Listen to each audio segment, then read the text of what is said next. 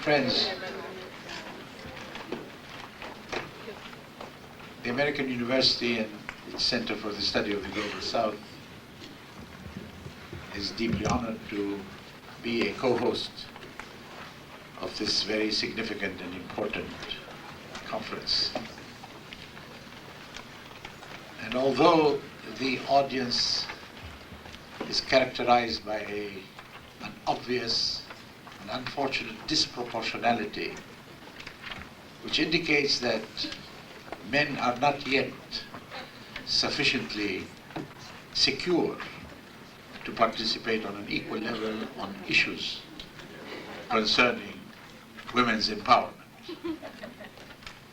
However, we, the token representatives of men, are hopeful that our next conference on women's empowerment, to be held here in April, will have a much more significant presence. However, in order to broaden this men's consciousness of women's rights and aspirations remains one of the most daunting challenges that, as we in the Global South, in the academic community, are beginning to prepare ourselves to be the recipients of the next millennium of the 21st century.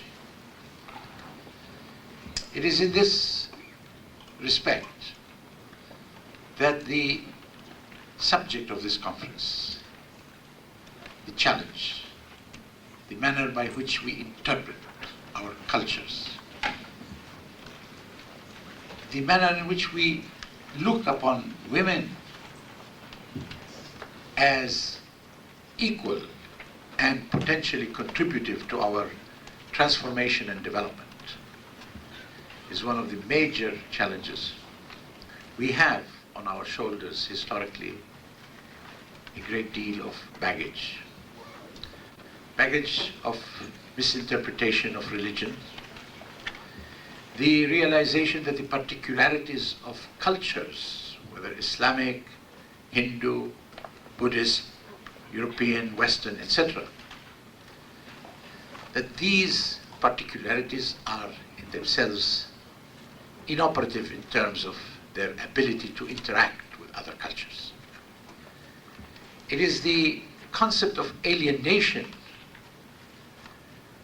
that underlines the separateness of cultures and disables some of the more conservative elements in our respective religions and cultures to realize that there is a universal culture which can be at times a sum total and the resultant of the multicultural society in which this globe lives, and that there are certain universal human rights of which women's equality is an essential moral commitment and characteristic of every single culture, despite the interpretations that we witness sometimes among the zealots and the reactionaries within Islam and within the Vatican and within the rest of the international cultural community. So in a way, we have to rediscover the unity of our approach. We have to try and learn the language of persuasion in order that we exhaust all the options to persuade the more rigid elements within our societies in order to legitimize confrontation when necessary.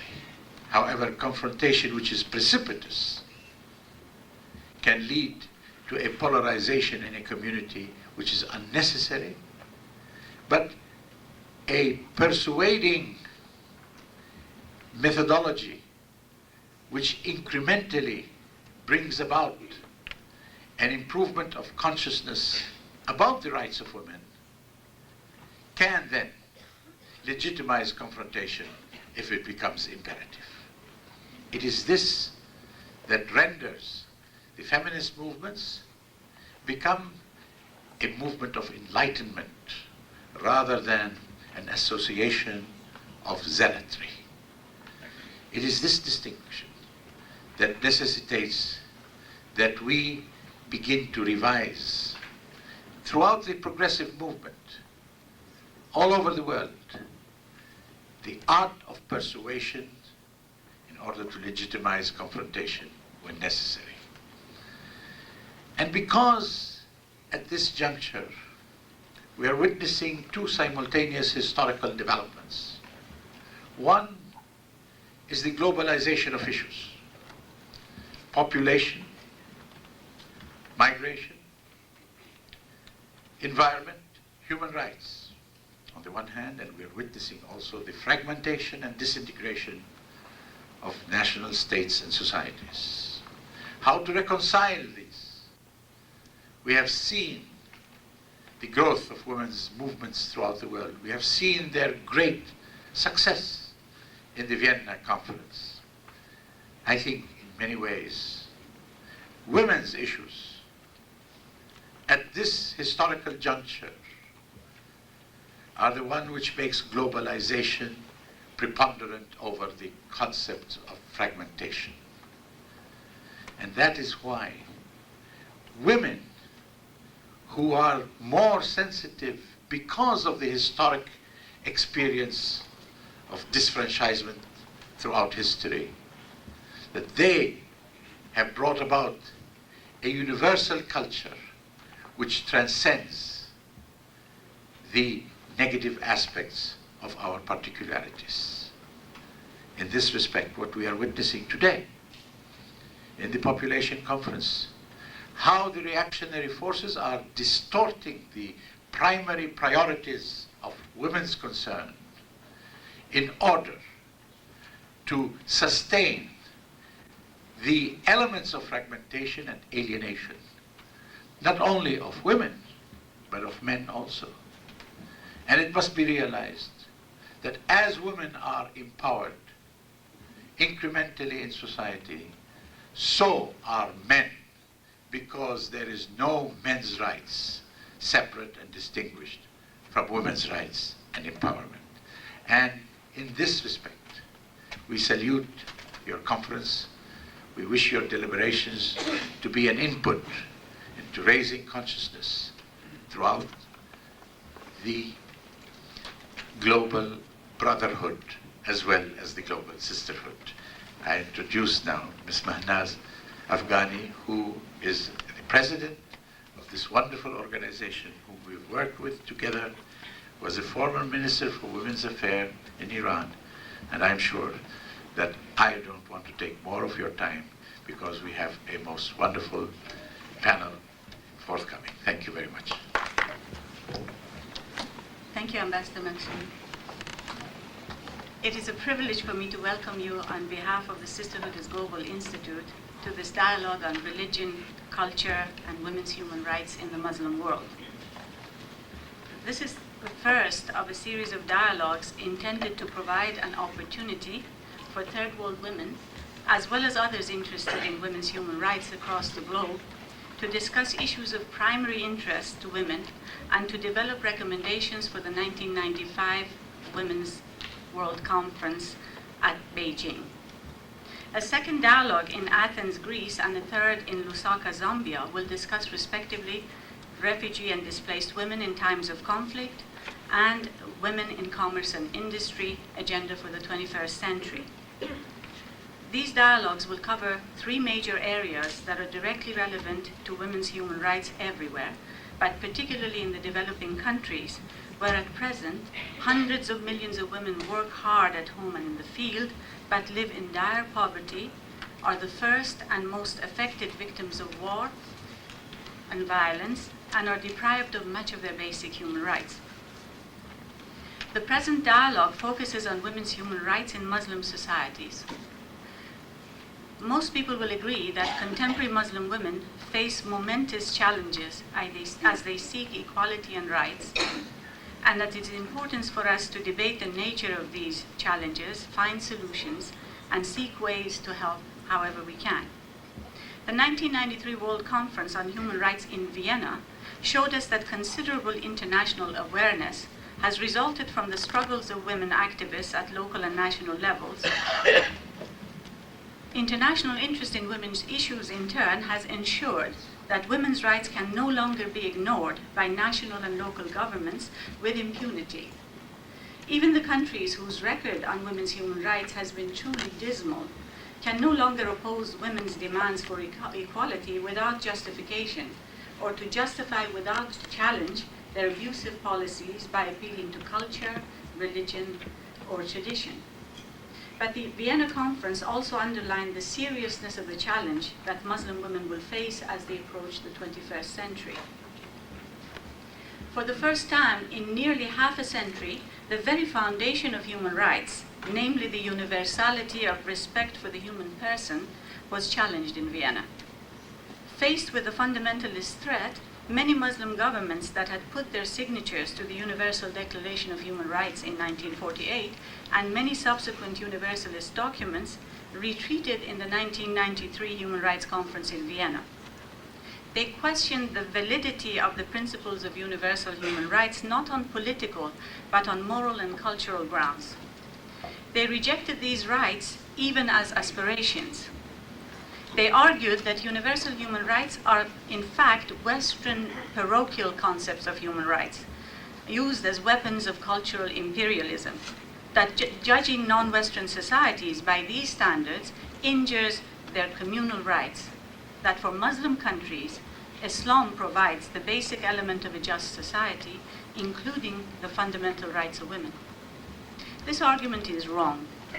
Instead of addressing the problem of evolving societies, namely the common historical issue of women's subjugation in patriarchal orders, which is a matter of disposition of power in the economic, social, cultural, and political manifestations, it abstracts Islam as an esoteric system of rules and equates it with social and political order. Its point is to portray the women who struggle for their rights as women who are against Islam, their religion, in which they profoundly and deeply believe. It seeks to confound women by confusing men's interpretation of religion with religion itself. Women know, however, that wherever and whenever men have been the sole interpreters of religion, women have been oppressed. Muslim women represent only one of the many facets of the historical oppression of women worldwide.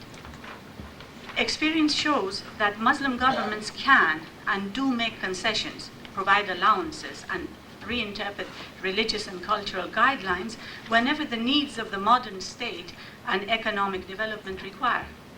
But when it comes to women's rights, cultural and traditional mandates become paramount, unshakable, and absolute.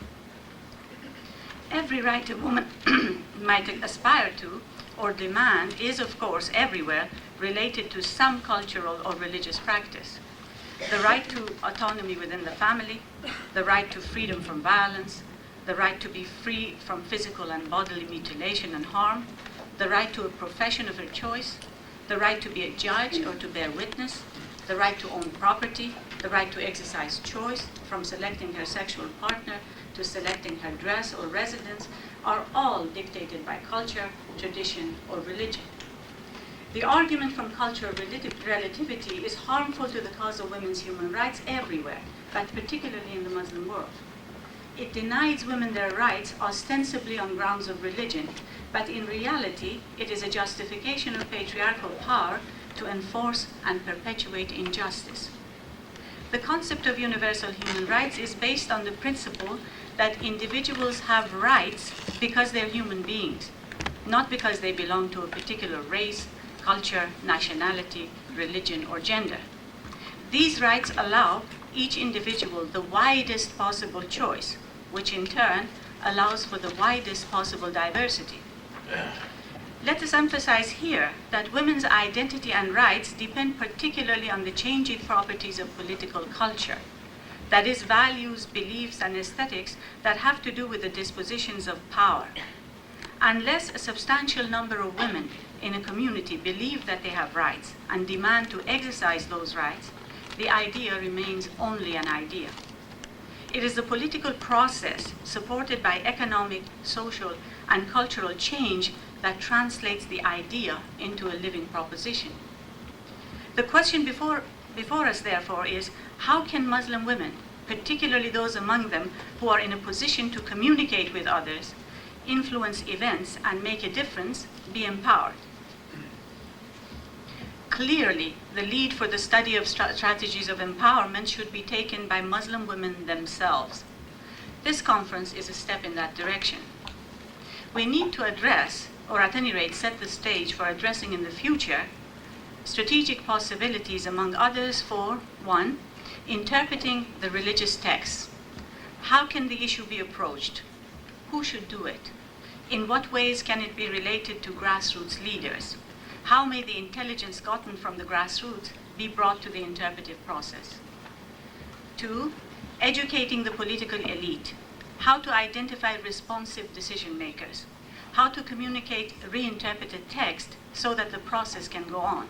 How to develop criteria for judging the limits of political engagement. How to help executive, legislators, and judges to implement the change in the condition of women. 3rd, mobilizing grassroots support. How to identify women leaders at different levels, how to communicate ways and means of pressuring political decision makers, and most importantly, how to protect women activists against moral and physical violence. In addition to drawing on Muslim women activists and intellectuals, we need to address the international dimension of the strategic problems. Specifically, we must focus on 1, how to construct a set of images that portray authentically personal and cultural diversities that exist among Muslim women and which are ignored, misconceived, or misrepresented in the West. 2, how to bring international assistance to Muslim women while minimizing its negative and debilitating side effects. And 3, how to engage the international media in order to expand and facilitate communication among indigenous Muslim women. In conclusion, let me offer the following. It is not Islam, Christianity, Buddhism, Judaism, or any other religion that stands in the way of women's equality. It is the power structure that perpetuates customs and beliefs, determines access to the marketplace of goods, services, and ideas, and establishes the discourse that impedes equality and freedom.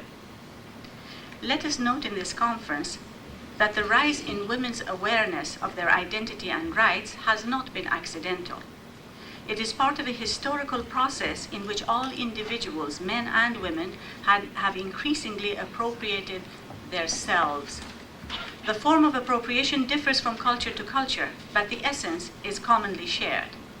Across the world, diverse modes of consciousness converge on the idea of human autonomy and personal authenticity. History moves from natural law to natural right.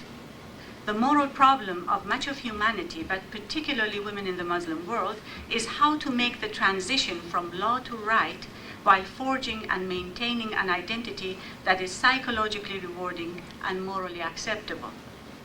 The process involves every aspect of a woman's personal life: belief in God, religious ritual, family relations, sexuality, friendship, position in society, peer opinion, economic sufficiency, and a host of others, and is directly related to one's idea of self-respect. These tensions are exacerbated by the division of the world into North and South, and the loyalties that are engendered as a result of racial, ethnic, religious, and national solidarities. The transition is always difficult and probably never complete. Muslim women must face this challenge squarely because their history is bound to Islam and in particular to the myths that emotionally and intellectually sustain it. Questions about women's identity are often posed in psychological and seemingly unchangeable ethical terms. In reality, they are time-bound, geared to levels and complexities of consciousness, moving and evolving as cultures change. The demand for rights is inextricably interwoven with the search for identity. It stands against the discourse that implicitly equate Islam as a body of esoteric doctrine, developed, codified, and imposed by an arcane society of learned men, with the way the Muslim people, including Muslim women, actually live in Muslim societies. This ideological identification of Islam with society transforms real, robust, bustling, and contradiction-ridden peoples into a traditional and differentiated abstraction. I fear that the reason this identification is made so readily in the West, when the subject is Islam and Muslim societies, but rarely when, for example, Christianity and Christian societies are debated, is an implicit claim to a subtle form of Orientalist privilege, a tendency to overlook in Muslim societies cultural nuances, social differentiations, and economic contradictions, which are hallmarks of modernity. This tendency has also carried over to Muslim societies by way of the colonial interaction, further polarizing structures, values, and institutions. The result is a false dialectic that has nothing to do with the way Muslims actually live or are likely to live, but has everything to do with political power. On one side are those who take traditional Islamic doctrines lock, stock, and barrel and peddle it as true culture. On the other side stand those who reject all doctrinal manifestations out of hand as totally incompatible with modernity. Both sides assume that modernity is synonymous with Westernism. Finally, let us note that we gather here at this conference to debate women's human rights in Muslim societies. An important international gathering in Cairo now debates issues that directly affect the future condition of women across the globe. The debate is ostensibly about population and development. In reality, it is about the relationship between men and women and the moral and political foundations of women's demand for the right to participate in decisions that affect the condition and shape of life for our planet as we move into the 21st century. The debate is not between North and South or East and West. It is not between cultures as traditionally defined. Protagonists and antagonists have drawn their lines of attack and defense everywhere across the world, in Europe, in the Americas, in Asia, in the Middle East, and in Africa.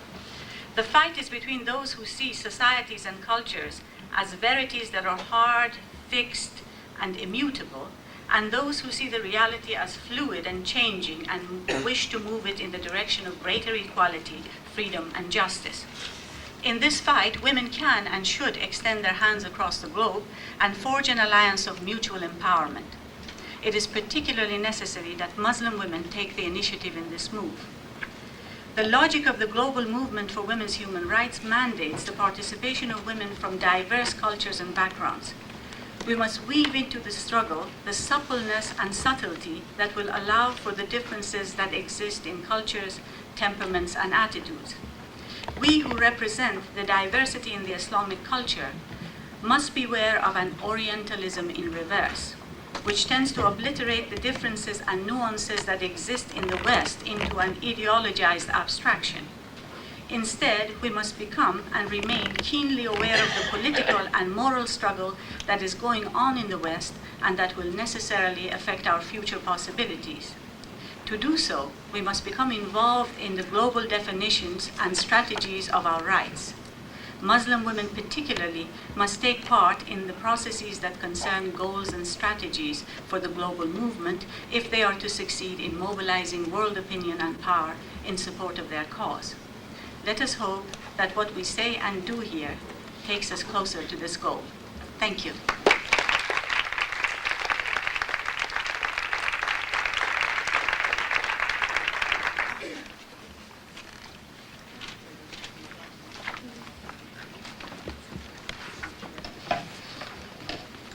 Good morning. It is my pleasure to introduce our first panel. My name is Barbara Stowasser. I'm the director of the Center for Contemporary Arab Studies at Georgetown University. Our first panel has three distinguished speakers who literally don't need an introduction, so I feel very superfluous. Nevertheless, I will give you some data on each of the speakers, and I will start with our first speaker, Fatima Mernissi, who is a sociologist and a writer, Moroccan, born in Fez, brought up in a harem. We all know about that. And still is in it. She studied at Mohammed V University in Rabat, later went to Paris, where she briefly worked as a journalist. She pursued her graduate education in the United States. In 1973, she obtained a PhD in sociology from Brandeis University. Then she returned to Morocco and joined the sociology department at Mohammed V University in Rabat. And currently, she is a researcher. She holds a research appointment at the Moroccan Institut Universitaire de Recherche Scientifique. Some of us, most of us, I assume, first came to know about her when we read her book, Beyond the Veil, Male-Female Dynamics in Modern Muslim Society, which was first published in 1975. And then, hard and fast, came more books that we all, I'm sure, are familiar with. In '87, The Veil and the Male Elite was first published in French under a different title. It came out in '87. It came out in, when did it come out in English? 90? Something like that, whatever. No, it came out in 1987. Then in 1989, Doing Daily Battle, interviews with Moroccan women. In 1991, The Veil and the Male Elite. And in 1992, Islam and Democracy, Fear of the Modern World. Dr. Mernissi will speak about Muslim women, the strategic component for 21st century civil societies.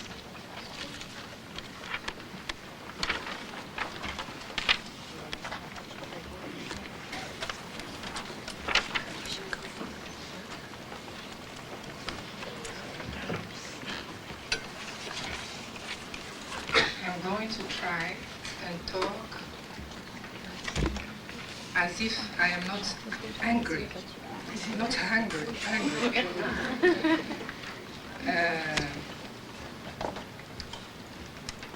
Muslim women are very angry.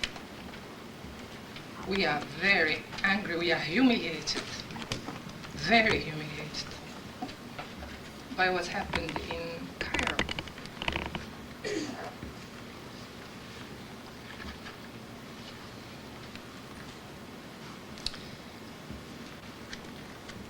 What is strange about what happened in Cairo, it was a meeting about Muslim women's rights. It was the question of rights of women to education, primary education. We don't have. Rights to be responsible citizens, treated as such. And there were in Cairo a huge number of Muslim women there. But when you look at what happened, they were inexistent. The talk was only between men, and it was only about the uterus, and the men do not have uteruses, as you know. So, alors, of course, I'm not going to be rational, and I'm going to try to be rational in this presentation. But what I want to say, I want to share with you something I am coming to understand, which is le modèle de l'hérésie, heresy as a model, how it works. And then, if we understand it, I am not very sure yet, because I am myself just doing this work, on why we, with 2 eyes, ears, everything, we have everything, to be treated as human beings, and we are not. Why? When I look at history, you know, you could, Muslim history, I had to read it, unfortunately, because it's a terrible history. And you open, and this you read often in Muslim history books. سنة 19 I'm reading from تغري بردي النجوم الزاهرة في ملوك مصر والقاهرة. This is the history of Cairo. The year 405, that is 11th century, there was this caliph, Shia caliph, his name is Al-Hakim. Now you read this, and of course the historians put this and go as if it's normal. فيها منع الحاكم النساء من الخروج من بيوتهن وقتل بسبب ذلك عدة نسوة. In this year, Hakim forbade women from going out of their houses, and because of that, the women who did not obey, he killed many of the women who didn't obey this. Now, Muslim history is full of killing of women, actually, and of men also, of course. But what is strange, this is 405 Cairo. It seems that it doesn't, time has passed by, in 1994, Cairo, it's the same. A woman's life is worth nothing. Why? And what can we do about it? This has to change. And there is what we can do. And before I forget and getting into heresy, let me tell you what we can do. What we can do, and this is why I am saying, women are builders of civil society. We are the ones who are going to build it. You know why? We have no choice. Either you shut up and you are humiliated, or you do what I'm doing, you scream. Or, of course, you try, like what I try to do, to be cool and write, instead of speaking. Of course, I never speak in Morocco, very rarely, because I think it's a waste of time. I try to speak now that I understood in Washington, and because that's where the decisions are being made. And I want the American women who are here, the Canadian women who are here, and the men to understand that you have a decision. You have it in your hand, and I'll tell you what it is. While I was looking at this Le Monde, it says in the Cairo conference, selon le document préparé par la conférence, les dépenses consacrées, I'm reading from Le Monde of 6 September, les programmes de population devraient atteindre 17 milliards de dollars, 17 milliards of dollars for the population programs. 2/3 of this money is given by the states themselves, but the rest is given by the West. So here is the thing. You tie this money to the responsibility of women, to the human rights of women. Just like it was done for terrorism, you do it for women. This is easy, and this is the strategy, because money everyone understands, including, and more than ever, the ones who are what I call theopoliticians, that is, politicians who are speaking in the name of God. And now I go into this heresy. Heresy is an incredible machine.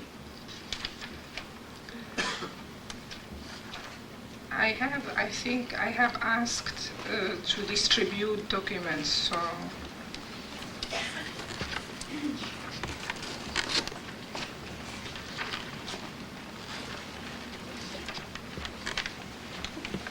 Oh la la, where is the heresy business? No, Sarah. Yes. The heresy as an extraordinary death machine. The heresy, when you decide, when you say that the other is not Muslim or not Christian, when you decide that, when you have the power to say that the other is heretic, that is a fantastic power you give yourself. And it works only because in that society, the people are divided in two groups. One group is responsible. He can identify the truth, tamyiz. He can see what is true from what is right from what is wrong. And there is another group who is not responsible. And of course, the one who decides to condemn as heretic another person gives himself an incredible power because he takes responsibility for himself. So, the executioner, like the Nazi, defends the ethical order, and the victim is an irresponsible member of the community. The banalization of the silent victim tortured by an executioner who roots his violence in ethical defense of purity of the race and cultural authenticity is the unmistakable feature of modern fascism. And that's what I call these heretical condemnations going on. They are fascism. That's what they are. Banalization of violence. This is happening today with citizens of Muslim societies in general and with women and minorities in particular. Of course, as you know, there was a big uproar in the Arab world because someone organized a meeting about minorities, about the Copts in Egypt. It was a big shock. Why should you use minority for the Copts? You shouldn't. You have no right to use minority, of course. Very soon they are going to tell us we cannot use women when we are talking about this. Terrorizing the Jews happened often in Christian medieval societies. What singled out fascism is two things. Its boldness to root that violence into ethics. The fascists were defending the purity of the race and the authenticity of culture, and the use of modern technologies to magnify terror, overwhelm the victim and silence it, and banalize murder. It is this boldness to root violence into ethics and the banalization of terror which emerged in the unequal battle between the heresy case of Taslima Nasrin, the Bangladeshi writer, and her persecutors who condemned her as heretic and issued death sentence against her. But the other important thing about heresy is the following. Heresy is a machine to create political legitimacy. If you say what happened with Taslima Nasrin, there were these groups, the Bangladesh, everyone, before they didn't think there was, fundamentalists were very important. They were saying it was a very modern state and all that. But this is what heresy is about. It's a fantastic way for a group who is out of the political scene to come in it and become partner. And that was that heresy with Madame Taslima Nasrin. It was a fantastic occasion to create legitimacy for that group who run in the streets asking for her death. So the heresy machine creates political legitimacy. Of course, and I go back to Cairo. Now, in Cairo, I can't swallow this Cairo business, as you would see. In Cairo, I thought I had to face Muslim fundamentalists, I didn't think I had also to face the Pope. He came too, and he became number one. Alors, what you read, le Pope, and this guy who doesn't have a uterus, he became the main Monsieur Gore, who requested the meeting with the representative of the Pope, explained the context of the speech he gave on Monday.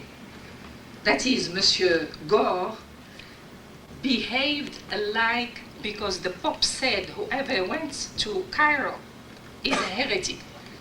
Monsieur Gore behaved like a heretic, because what a heretic does, you have to amend and say, excuse me. So they all were doing this. I go now to understand this to my good friend Galileo Galilei, because he was a fantastic guy. Galileo Galilei, of course, he fabricated il a fabriqué what is it to see the stars? Telescope. And he discovered that the Earth moved. But according to me, that's not the main thing he discovered. His genius that he discovered that what heresy is about is heresy is not about truth. It's the executioner creating legitimacy through violence on the victim. And when the Pope asked him he summoned him and told him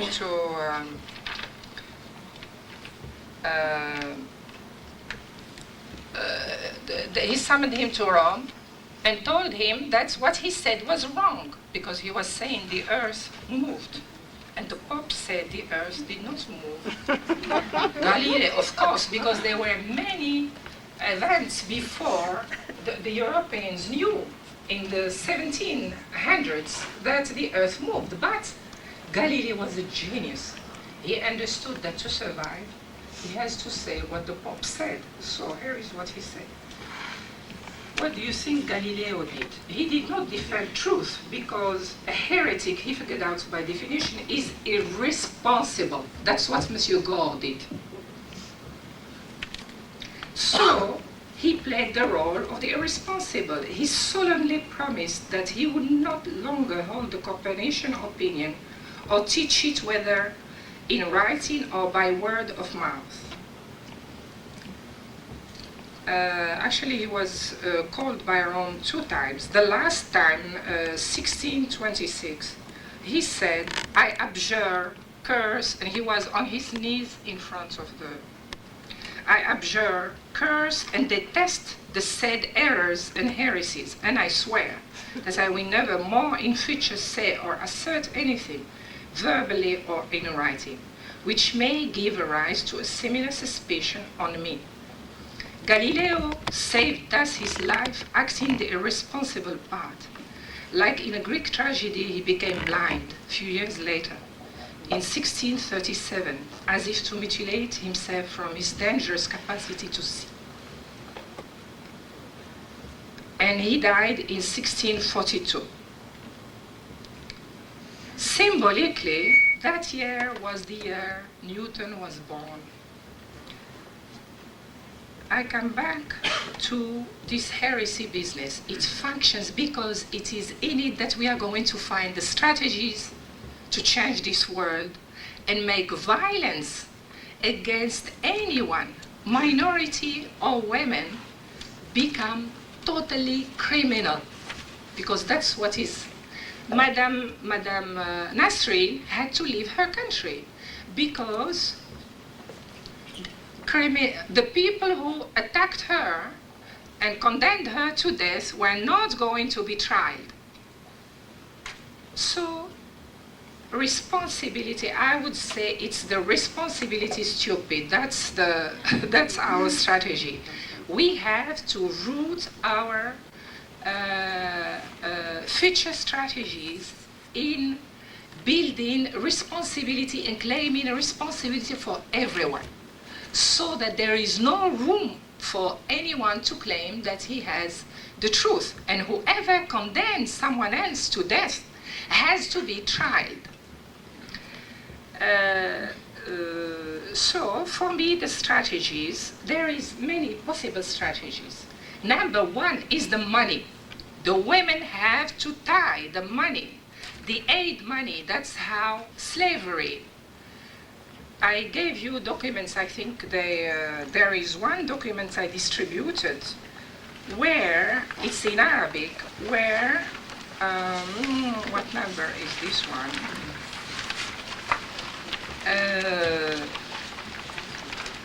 There is one, oh yes, it's number 8, this one, where slavery was defended by many Arab states as part of the Muslim tradition when it was banned by the British and the French. And this letter is that of the vizier, Moroccan vizier, in the 1800s, explaining to the British man of the diplomat, Monsieur White, Monster White, name, Mr. Sultanate, Britain, Great Britain, the Mr. White, the diplomat of Great Britain. He was explaining to him that he cannot do anything about slavery. هو راجع للأمور الدينية لا للأمور العادية, because that is a religious thing. It is Sharia, which is what they are saying now. So slavery disappeared in the Arab world, which up to 1960, I will not say which state was claiming it, until 1960, because everyone knows which one it is, it was a religious Sharia. So that's what they are doing with the women. You have to go just like what was happening with slavery. Number one, it was criminalization. We should have access, the victims have to have access to the due process of law. The victims have to have access to be able to condemn the executioner. This is one. And the second is the money. Our countries function only because IMF, World Bank, and all the international organizations are giving aid. That aid have to be tied to at least maybe 30% of the aid should go to women's education. This is one way to take it from the political to the economic, insisting on economic rights of women. This is one thing. The other is to develop a culture of strategy, a responsibility-focused cultural strategy. I know Barbara must be now very upset with me. I'm finishing. I have one more. Yeah.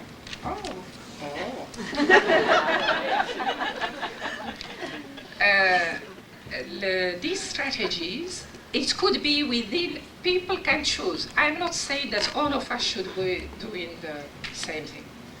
I believe that each woman, people are saying like about Madame Nasreen, she said this, she said that. She has the right to say what she wants. No one can kill someone because of what he says. This is the thing. Now, each one of us has a position towards Islam. Some want to work from with it. It's important for me. What do you want me to say? So, but I admit that another woman, be it a Muslim or Christian or Jewish, she is also doing something else, working on from another angle. And this is how we have ourselves, the women and the men who are interested in defending our rights, to create ourselves this pluralism, and people, what we should have in common is the goal, responsibility for everyone. But everyone could come from his, so I am giving, like we could develop from within Islam. You have mas'ul, responsibility, which is not an important word. It exists in the Quran, and I gave you one page there where you have Page 9. 9. This one, Al-Fad. This is actually an incredible book for people who want to start, and I think it exists in foreign languages. Actually, it is translated. In fact, the Egyptian who did it in Arabic, he stole the book from a German guy or something like that. But it's fantastic. You can get a word in the Quran, in what verse it exists, and how many times it comes, and it's a fantastic instrument. So for Sa'ala Mas'ul, in Arabic, the word Mas'ul is fantastic. It comes from information. You ask for information. So there is so much you can do with Mas'ul from the Quran itself, that people have the right to ask, have the right to information, and if you are informed, you can act.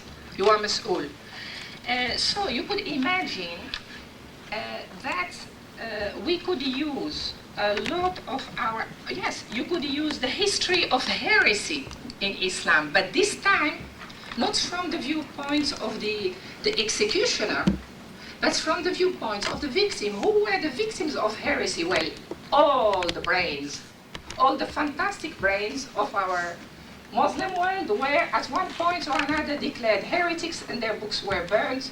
Or like Malik, the founder of my school we follow, he was tortured and his hand was pulled in torture, and he was an old man. So you could imagine developing books for children or debates on the television about who were these people and what was going on. In fact, and you bring in the responsibility again. So this is just to give a few things you could do about culture. But now, the big thing we have to do, and this is why women are central, our role is not marginal. What we are fighting for is initiative.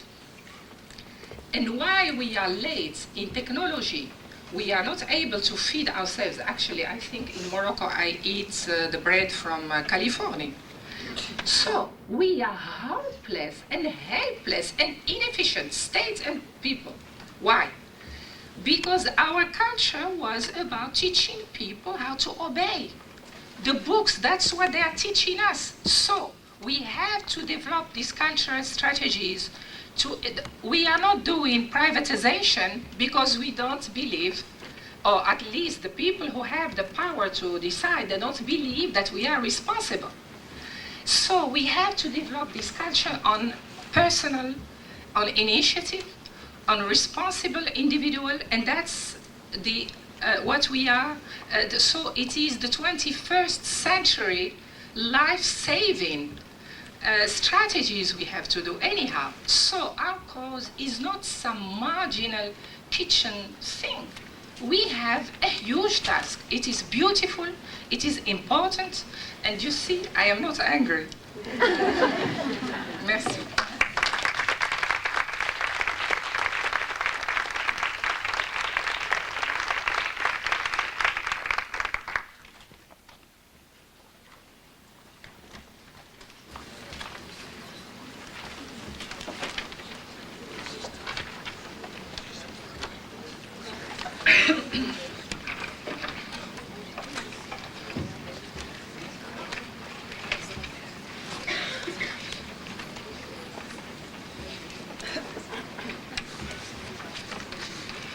Our next speaker was to be Buthina Shaban.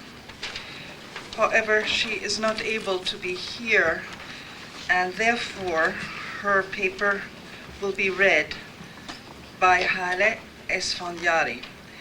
But let me give you some information on Buthina Shaban, who is a professor of English at Damascus University in Syria. She studied in England. She received her PhD in English literature from Warwick University in England. And she also studied English literature at Damascus University in Syria. She has taught in the early 80s in Algeria, but then went back to Syria. Her best-known book in our country, certainly, is the both right and left-handed Arab Women Talk About Their Lives that came out in 1991. But she has also written on poetry and politics, Shelley and the Chartist Poets, and presently she's publishing a book entitled The Prism and the Promise, Arab Women Novelists. The paper will, as I said, be read by Haleh Isfandiari, who herself is engaged in women's studies. She used to be involved in the women's movement in Iran. She writes on women's issues and teaches Persian at Princeton. She is currently writing a book on women in the Islamic Republic of Iran. Thank you.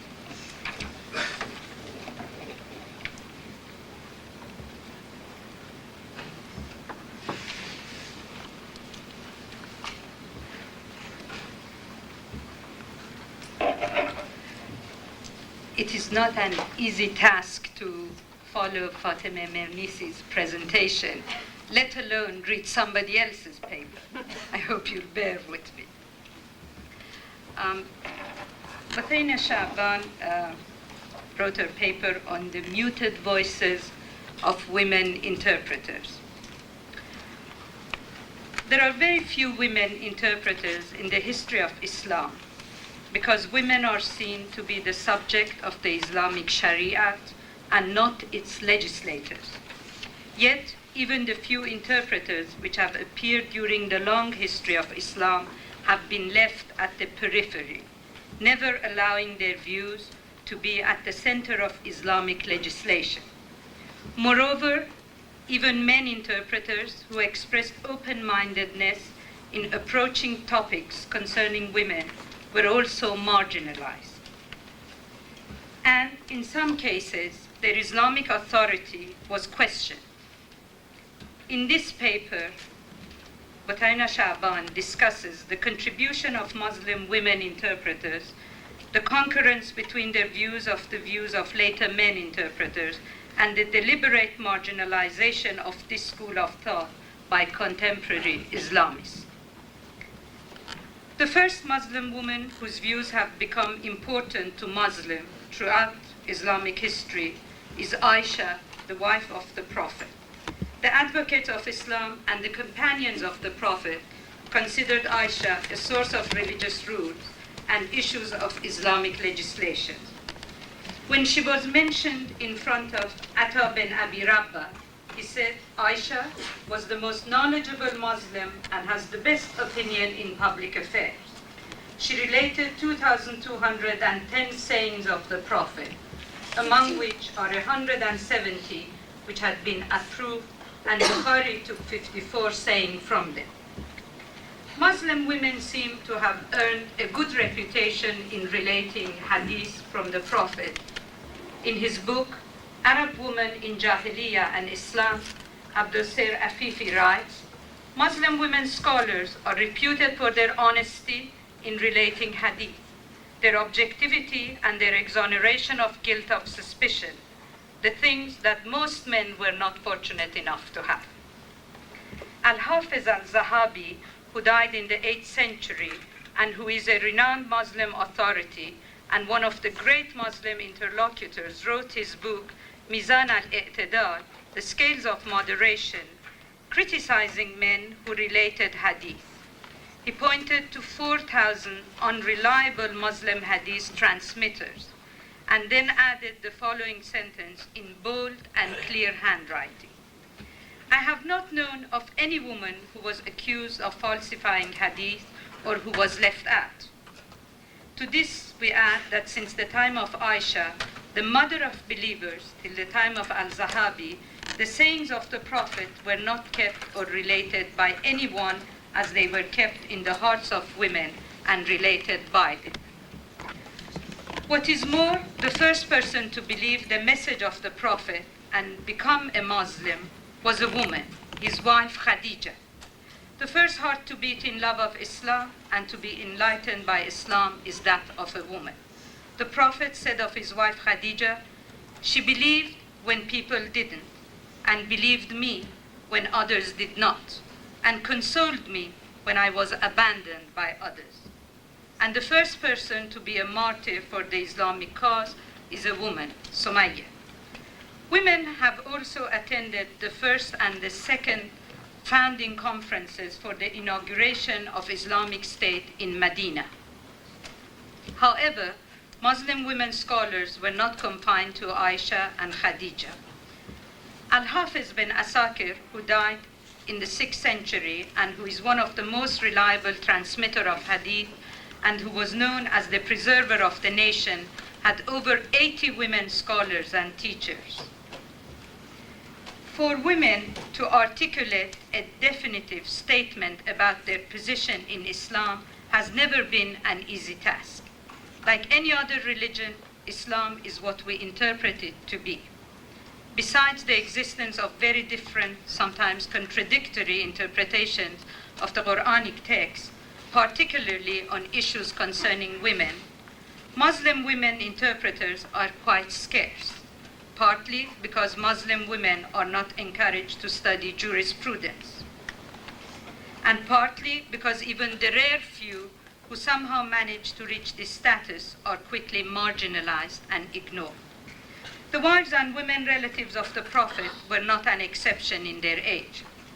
Muhammad bin Sa'id devoted a part of his book to Muslim women who related hadith, in which he mentioned over 700 women who transmitted the sayings of the Prophet or from his companions.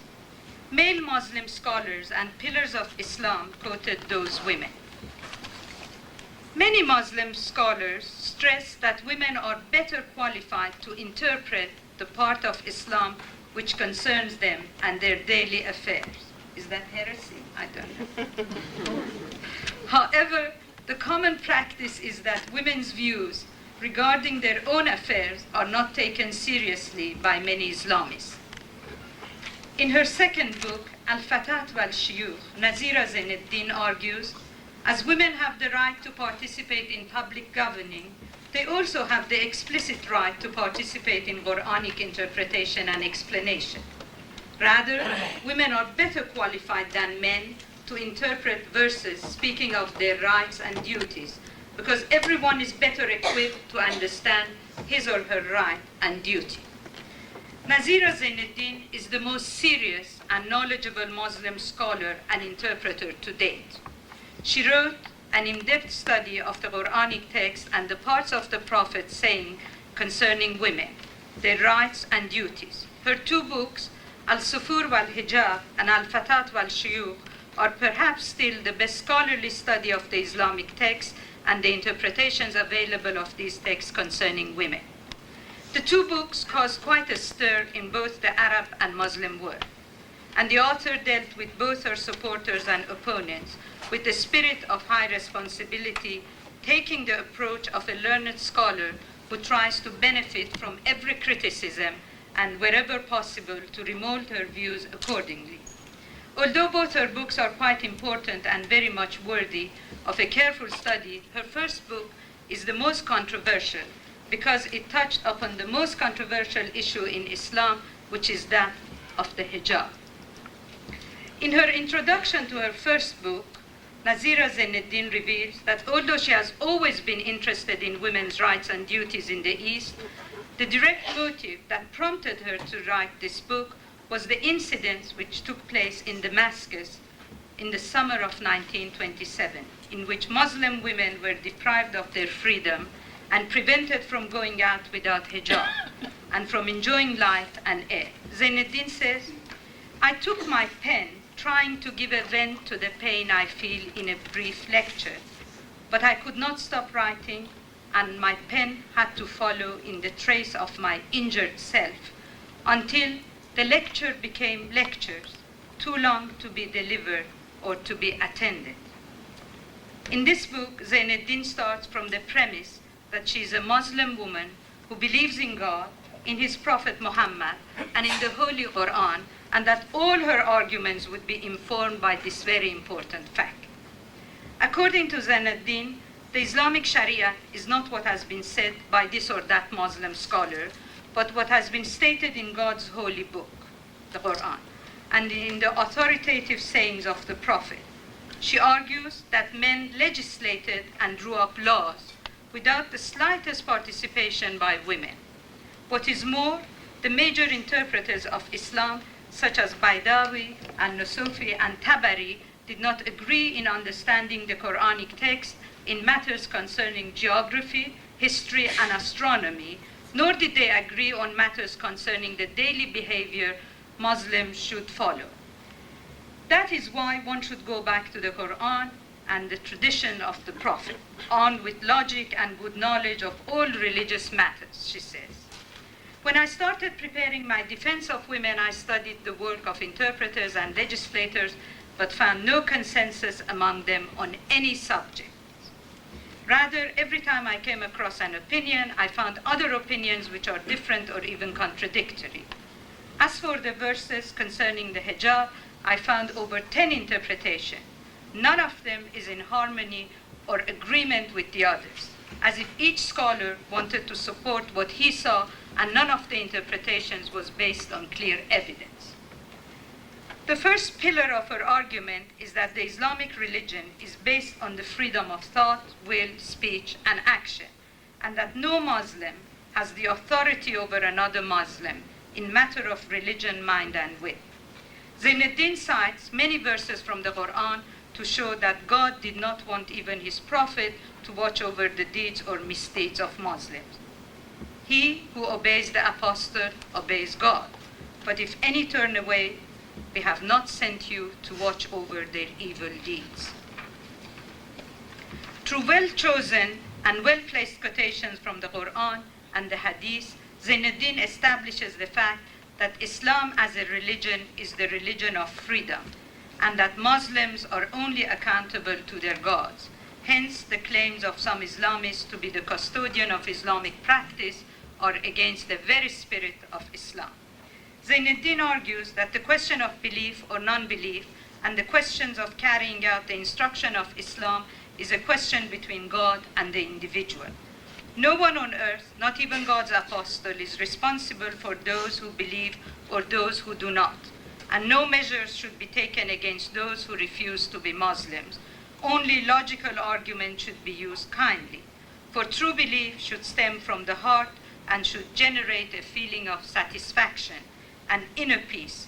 For if it had been thy Lord's will, they would all have believed, all who are on earth. Will you then compel mankind against their will to believe? She argues that no one on earth, not even the Prophet, is authorized by God to punish people for their lack of faith. As all Muslims are free in will and thought, Muslim women are naturally free according to the text of the Quran and the teaching of the Prophet. The problem lies with the laws legislated in the name of the Islamic Sharia, laws which are in total contradiction with the spirit of Islam.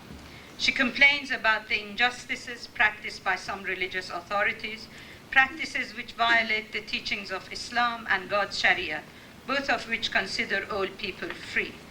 It is a great shame that some Muslim local authorities dare to disobey the words of God and impose constraints on the freedom of Muslim women in towns, while non-Muslim women in towns and Muslim women in the countryside enjoy their full freedom. She then argues that wearing the hijab is neither a condition nor a principle in Islam. The conditions of Islam are four: mind, maturity, non-compulsion, and saying there is no God but Allah and Muhammad is the Prophet of God. Zainuddin explains that her advocation against the veil does not aim at depriving women of their glorious status of being mothers and the perfect architects of the human race which God had granted them, or to lower their status to become mere imitators of men. Rather, her advocation is prompted by her deeply rooted belief that knowledge rather than ignorance preserves women's dignity and morality. She argues that imposing the veil on women is the ultimate proof that men suspect that their mothers, daughters, wives, and sisters are all potential traitors to them. This means that men suspect the women closest and dearest to them. What quality of life do they live if they are in a state of permanent suspicions about their mothers, daughters, sisters, and wives, fearing all the time their betrayal? One of the important questions Zainuddin asks in this regard is, how does the human society trust women with the most consequential job of bringing up children and preparing the pillars of human existence, and does not trust women with their faces and their bodies? She further wonders, how could Muslim men meet rural and European women who are not veiled and treat them respectfully, but would not treat urban Muslim women in the same way?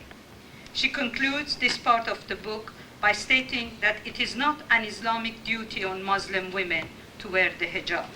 If it were to be said that Muslim legislators have decided this, the answer is that their opinions are contradictory in this regard. If it were to be said that the hijab is based on women's lack of intellect or religion, there is ample evidence that women have a better intellect by instinct than men. And then, is it possible that all men are more perfect in religion and intellect than all women? Nazira Zainuddin had her supporters and opponents. As demonstrations were being arranged against her, the writer Amin al-Rihani and the head of the Syrian government, Tajuddin al-Husni, were sending her letters of support. She and her arguments were the talks of Cairo, Alexandria, Damascus, Aleppo, and Baghdad. The book was reviewed in major journals and newspapers in Damascus, Beirut, Cairo, New York, Buenos Aires, Sao Paulo, Baghdad, Aleppo, and the author received letters from men of religion, heads of state and government, and from editors and publishers all over the world. In part 3 of her second book, Al-Fatat wal-Shuyukh, all these letters and reviews are published. The heated argument that followed the publication of her first book only made her stronger in her defense of women's rights and freedom according to Islamic Sharia, as she and many enlightened scholars understood it. Hence, while dedicating her first book to her father, she takes a brave step and dedicates her second book to women. She writes, "The book is dedicated to women. You angel, I dedicated my first book to my father, but this second book of mine I dedicate to you because you have the spirit of the mother and because I believe that reform in the East is built on the basis of your freedom and your struggle for what is right. May you have an overflow of God's light."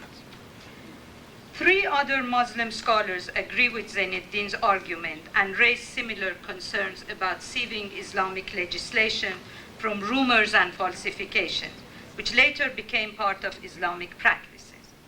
Sheikh Muhammad al-Ghazali, in his book Sunnah Between Fiqh and Hadith, argues that women can assume any post they are qualified to assume except that of the Caliph. And this, he insists, is the rule of true Islam. He declares that those who claim that women's reform is conditioned by wearing the veil are lying to God and his Prophet. No one of the 4 Imams has said that women's face is an offense, and the only one who said that is Ibn Taymiyyah. In total harmony with Zainuddin's argument, Al-Ghazali expresses the opinion that it is regrettable that the contemptuous view of women has been passed on from the first Jahiliyyah, pre-Islamic period, to the Islamic society. This appears in thoughts, judgments, and morals which are promoted among people as if they are religious orders. The words of God have been distorted and texts misinterpreted in order to belittle femininity. He stresses that our customs and habits should be closely scrutinized in order to live only what is closely connected with the Islamic Sharia, and our adherence to these rules should be in proportion to their harmony with the Quranic text. Like Zainuddin, Ghazali insists on a basic Muslim right, and that is to compare different interpretations and different versions of Islamic saying and choose the more reasonable and the more useful for people and the easier to adopt. For Islam is flexibility and not intransigence. Another Muslim scholar, Dr. Abu Shagha, wrote a scholarly study of women in Islam entitled The Emancipation of Women During the Time of the Prophet. he totally agrees with Zainuddin's understanding of the Quranic text that the verse calling on the wives of the Prophet to put the hijab on is sent for the wives of the Prophet alone, to distinguish them from other women. He also confirms the views illustrated by Zainuddin and Ghazali about the discrepancy between the status of women during the time of the Prophet and the status of women today, the latter being much worse, of course. He says, through my study of the time of the Prophet, I found texts and sayings of the Prophet which shows women acting in all kinds of professions in total difference to what we saw, understood and interpreted today. This great discrepancy explained to me why so many women got away from Islam, because it is simply deprived them from the rights of life. That is why I felt it my duty to offer the world this rich wealth we have. He also found out what Zainuddin and Ghazali did, that some Islamists made up sayings which they related to the Prophet, such as women are lacking in both intellect and religion, and in many cases they brought sayings which are not reliable at all and promoted them among Muslims till they became part of the Islamic culture. Sheikh Muhammad Hussein Fadlallah, in his book, Islamic Speculations About Women, also agrees with the aforementioned three Muslim scholars on most issues concerning women's hijab, freedom, work, and political responsibility. He stresses that Islam sees men and women as one in humanity and in terms of responsibility. Their roles are complementary to ensure that each adds what the other lacks, so that humanity is the final beneficiary. Islam has neither absolved women from their responsibilities nor did it undermine their femininity. Quite the contrary, Islam stressed that women should feel and enjoy their beauty, but without any display or attempts to provoke desire. This is precisely the understanding of Zainuddin, Al-Ghazali, and they refer to the verse 59 of Surah Al-Ashab, that is taken by some Muslim scholars to mean the imposition of hijab on all Muslim women. It is almost certain that a comparative study of the works of these four Muslim scholars would yield fruitful results. While the views of the three Muslim scholars who wrote over half a century after Zainuddin are given some space in Arabic papers and journals, Zainuddin has not been even mentioned either by them or even by a woman scholar who addressed the same subject. I, meaning Butaina Sha'ban, am referring to the Moroccan writer Fatima Mernissi. Without having to repeat most of the arguments that have been cited earlier already, one can safely say that Al-Harim al-Siyasi, The Prophet and Women by Fatima Mernissi, and Al-Kitab wal-Quran, The Book and the Quran by Muhammad Shahrur, fall into the same category of works by Zainuddin, Muhammad al-Ghazali, Abdul Halim Boshira, and Muhammad Hussein Fadlallah. Although in the works of these scholars, most of the arguments of Zainuddin are reproduced, none of these scholars has mentioned Zainuddin or built on her argument. Again, Butaina Sha'ban concludes by saying that Mernissi's work would have been very different, for example, had it built on what Zainuddin has done instead of redoing much of the work all over again. Thank you.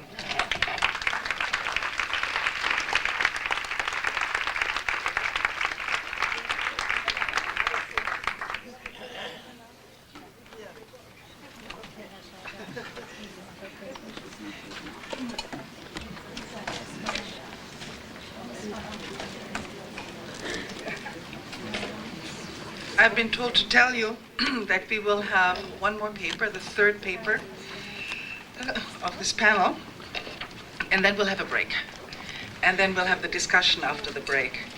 The third paper is on civil society intolerance and the fragility of power, the dilemma of women's rights as human rights in non-democratic societies.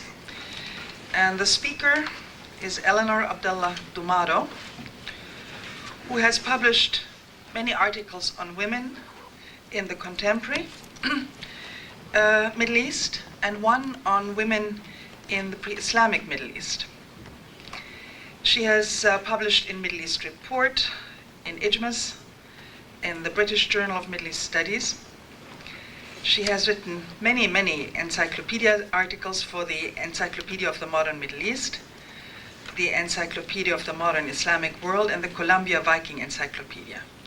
And she's presently writing a book on women in the Arabian Peninsula. She has also written a chapter on the society and environment of Saudi Arabia for the Library of Congress's Country Studies series, 1994. She is the editor of the newsletter of the Association for Middle East Women's Studies, which I'm sure many of you are familiar with. And she teaches courses on Middle East history and women in the Muslim world at the University of Rhode Island. She first went to the Middle East as an English teacher in Iran in 1966 and has since spent many years in Iran, Lebanon, and Saudi Arabia. She received her PhD from Columbia University. I think probably we've all been sitting here in this rather warm room for enough time that the nicest thing I could say is that my talk is going to be short. And I promise that it will be. I want to begin by saying that I feel almost as if we had all sat together and talked about what the major issues were in women and human rights before we wrote our papers, because much of what I'm going to say falls right into the guidelines that have already been laid out by Ambassador Maqsood and Professor Afkhami and Fatima Mernissi. What I'm going to be doing is I'm going to look at the potential for human rights activism in countries which have no functioning civil society. By no functioning civil society, I mean simply that there are no means of open civil discourse. We don't have freedom of the press or freedom of assembly or freedom of association. Specifically, I'm going to look at Saudi Arabia. Now, Saudi Arabia is uniquely restrictive, even among authoritarian regimes in the Middle East. For example, there are no political parties allowed in Saudi Arabia at all. Even associations that encourage friendships between Saudi women and foreign women are discouraged, and some of them have actually been banned. Eating in a restaurant for a woman in Saudi Arabia can be dangerous because she can be picked up by the mutawa, the religious police, on a morals charge if the man she's with is not her son or her husband. Women can't work in places where they will come in contact with men. There are a whole host of examples that we could give for the unique restrictions on women in Saudi Arabia. Even though Saudi Arabia is unique, I think that some of what I'm going to say you will find has parallels in other countries such as Libya and Syria and in Egypt. And the more I listen to people talk at this conference, maybe I'm really talking about a situation that's applicable everywhere in the Muslim Middle East. What I'm going to suggest in my talk is that I think that declarations at conferences regarding human rights, declarations that are directed at vulnerable authoritarian governments, may be absolutely useless.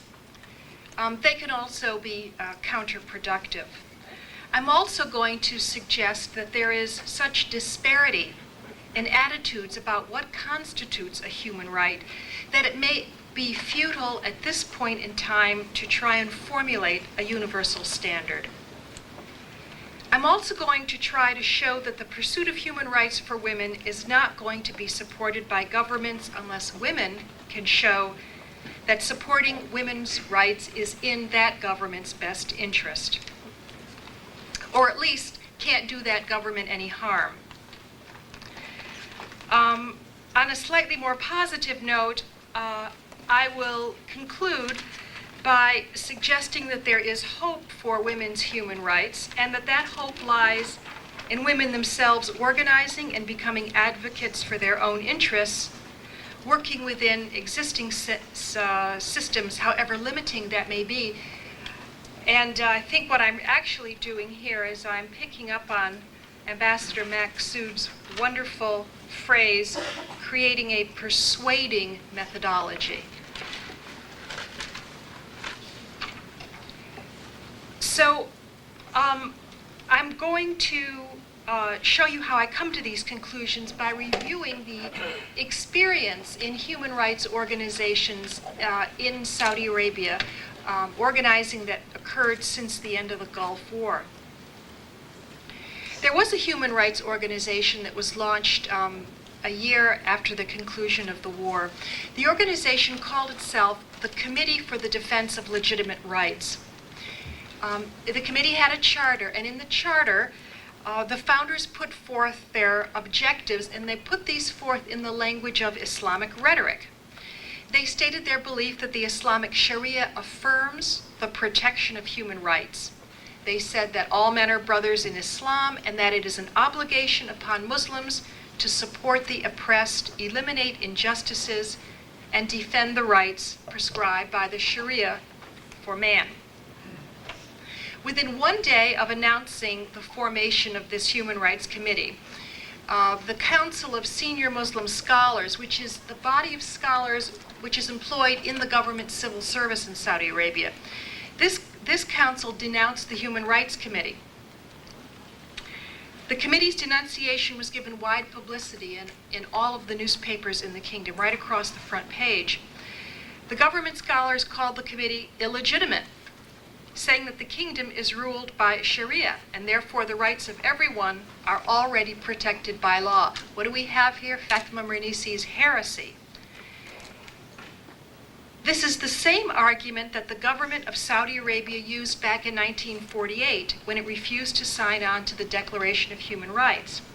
At that time, the Saudi government had said that freedom of religion is in conflict with the Sharia.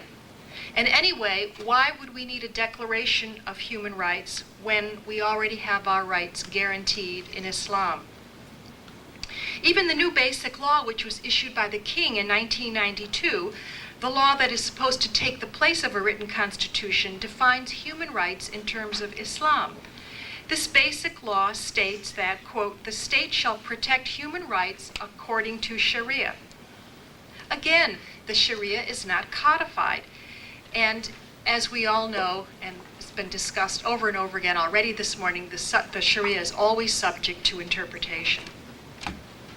The government scholars were following a long tradition of cloaking the abuse of power in the language of Islam. After issuing their fatwa against the committee, the government stepped in. What they did was to dismiss 4 of the people who had signed this Declaration of Human Rights from their jobs teaching in universities. Another 2 of the people who had signed this petition, who were lawyers, had their law offices closed down. And the son of one of the people who signed this petition was arrested without a statement of charges, and he was held for 6 months. And it's recently been reported that since the time he was released from prison, he has disappeared. Now, this story about human rights in Saudi Arabia, it's not just another story about arrest and the suppression of the right of assembly, speech in the press. It's also a story about rhetoric and the way rhetoric can obfuscate what people actually mean when they talk about human rights. In this case, the language of Islam was used to both legitimize the Human Rights Committee and to delegitimize it. But in this story, we can also see how the rhetoric reveals that there is no consensus about the meaning of human rights. Now, one of the men who had signed this charter of the Human Rights Committee is a man named Abdullah bin Abdurrahman al-Jabrin. He is a scholar who had previously issued a fatwa which declared that half a million Shia in the kingdom were apostates and that they were therefore deserving to be killed. Another of those who signed the petition, Abdul Hamid al-Tuwajri, is among the religious scholars who were most critical of the women involved in the driving demonstration in 1990. Some of you may remember that. At that time, the women who were involved in the demonstration were harassed by the religious police. They had their passports taken away from them. They were suspended from their jobs. And made quite miserable by having these posters put up in public places listing their names and labeling them as evil women, women of loose morals. Now, this El Tuejri, who had signed the human rights document, wanted to see them put in jail. He wanted them permanently fired from their jobs.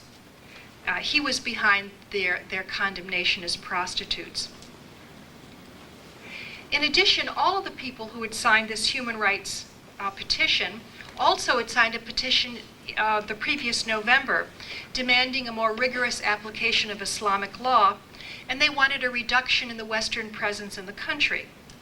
They also demanded that the institution of Islamic committees be placed in government offices to review all the government regulations to make sure that they were compatible with their version of Islam. They also wanted tighter controls on radio and television programming. And most significantly, they wanted to see a total ban on women working outside of their homes in the kingdom, a total ban on women working.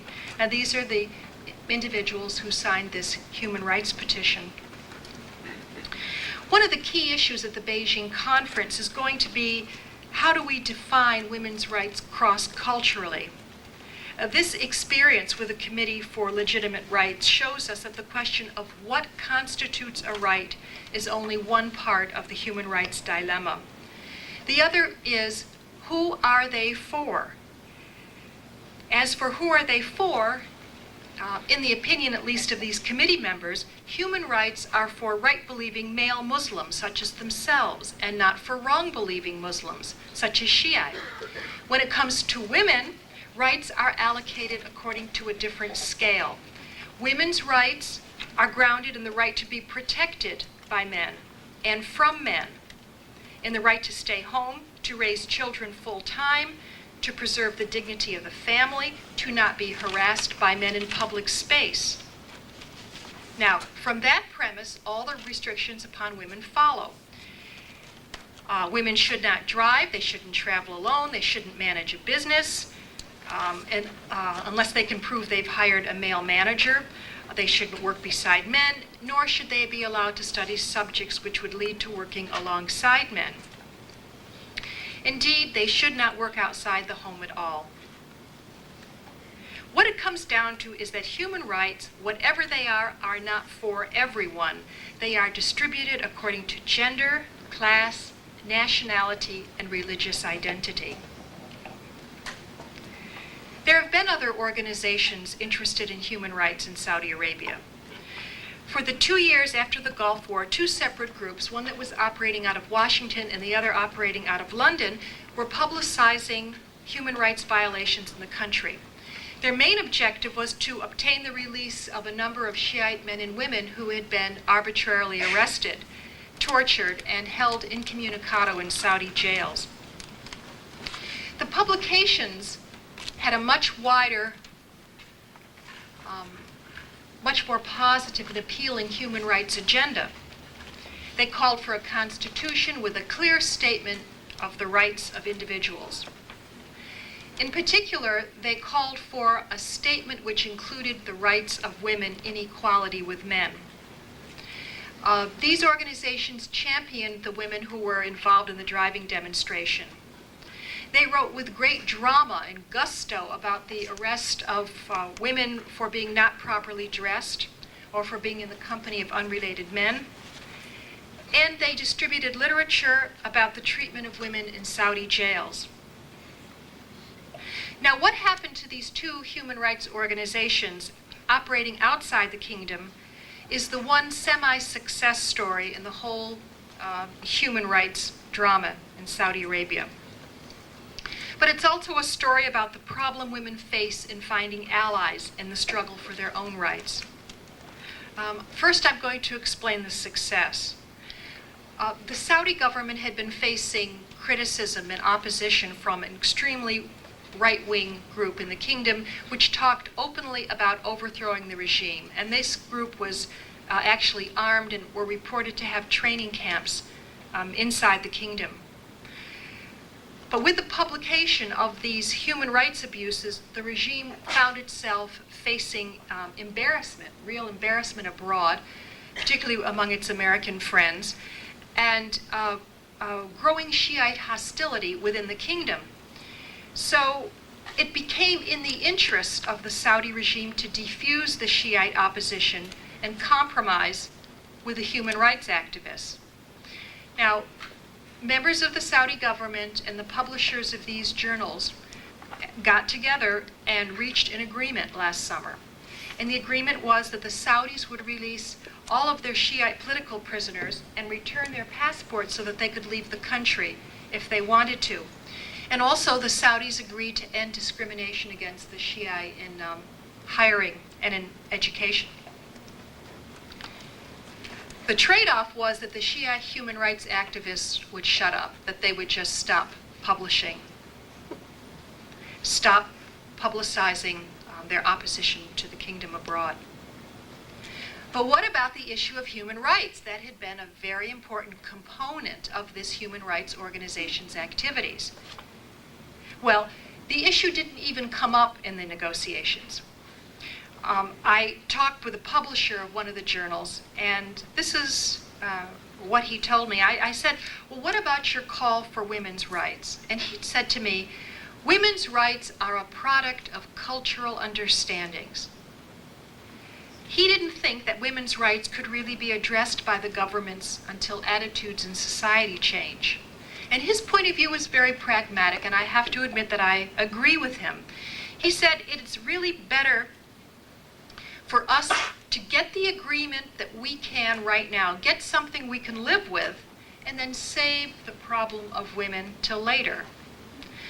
He said for women, there's really nothing that can be done except to dialogue with the important sheikhs within the kingdom and to try and persuade them, to try and get them to change their minds. Now, the human rights experiment in Saudi Arabia illustrates 2 points, I think, that affect the potential for human rights activism, not just in Saudi, but in other non-democratic societies with an Islamic agenda. First, there is no consensus about what constitutes a human right, despite the fact that we may wish to think that there is this noble standard out there. It's not down there at the grassroots level. It's not down there at the government level. Different interest groups, such as Wahhabi, Shia, conservatives, liberals, men, women, the government-paid scholars, the conservative scholars, are going to couch human rights in the rhetoric of Islam, and they're all going to mean different things. Further, there's no consensus even among women as to what constitutes a right. The women's driving demonstration, for example, it did not produce a groundswell of support from women on behalf of women. Instead, some of those who were most critical of the women were other women, especially university students, who saw the demand to drive a car as some kind of an insult to family values. I've been struck myself many times in conversations with women inside the kingdom by the emotional defense of honor killings and polygyny that I've heard given by some women. I've also been struck by the social pressure that women exert on others to cover their faces or to wear an abaya. From my point of view, it doesn't matter that these are minority voices. Many people, of course, will insist that this is the majority opinion, and maybe it is. But the point is that these are loud voices, and they resonate with the prevailing political agenda. They intimidate, and the mood is contagious. Since there's so little consensus on the meaning of human rights and the distribution of rights within the country, how can that country agree to a universal standard that is accepted internationally?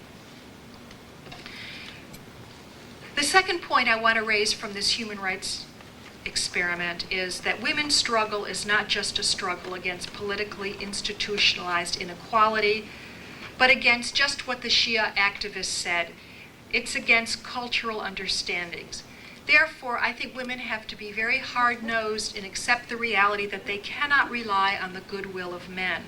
They can't expect to piggyback the struggle of women's rights onto the wider social struggle for human rights and basic democratic freedoms. One of our objectives at this workshop is to try and come up with recommendations to take to the conference on human rights in Beijing. It seems to me that one crucial question needs to be asked, and that is, to whom are we going to make recommendations? The Saudi experience suggests that it will be futile to approach such a government to sign on to an international convention in expectation that it should become a guarantor of human rights. The Saudi regime has already declined to sign on to most of the international rights agreements. It most certainly has declined to sign on to the 1979 Convention on the Elimination of All Forms of Discrimination Against Women. And we might add that 12 other Middle Eastern Muslim countries have not signed on, and also the Vatican has not signed on. There is no reason, therefore, to anticipate a positive response now unless the regime has some compelling reason to do so. Fragile regimes are not going to risk provoking opposition conservative groups in order to appease the interest of women, especially when women can't even come forward and say as a group, this is what we want. In fact, fragile regimes use restrictions on women to establish legitimacy and garner support. In some cases, it's precisely the lack of human rights for women that wins them popularity. To whom, then, should recommendations be made? I think the hope for change in the status of women lies with women themselves. Women have to find a way to create a consensus among themselves as to what kinds of freedoms women want and need. Women need to help each other to see that certain changes can be in their interests and that these changes don't have to conflict with religion. Women have to constitute a unified and substantial block of opinion in society, a block of opinion that's strong enough to act as a counterweight to the more conservative pressures. To do this, they need to organize and to communicate with each other. Specifically then, what are women supposed to do? Well, what I think they should do is exactly what Noel Saadawi tried to do in Egypt and is now trying to do with the Arab Women's Solidarity Association. The Arab Women's Solidarity Association was banned after the Gulf War in Egypt. It was banned because the organization made political statements regarding Egypt's participation in the Gulf War. But now Noel Saadawi is internationalizing this Solidarity Association to try and form networks of women in the West and in Europe and around the globe. Also, Fatima Mernissi has been working tirelessly with women networking in North Africa, sharing information about human rights abuses, about their situations, of informing other women of what their options are. Essentially trying to see how, as a group, women can change the culture around them. The objectives of the network would be both long-range and immediate. The long-range objective would be to change the culture, to change public opinion in order to be able to change government policy.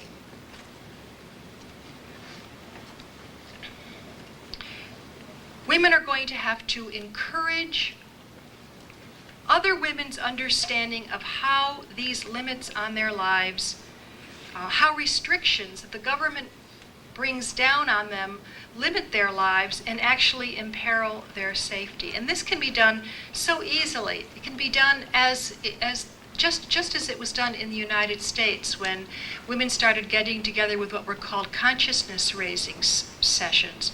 Just to be able to say, my child was ill and I couldn't take him to the hospital.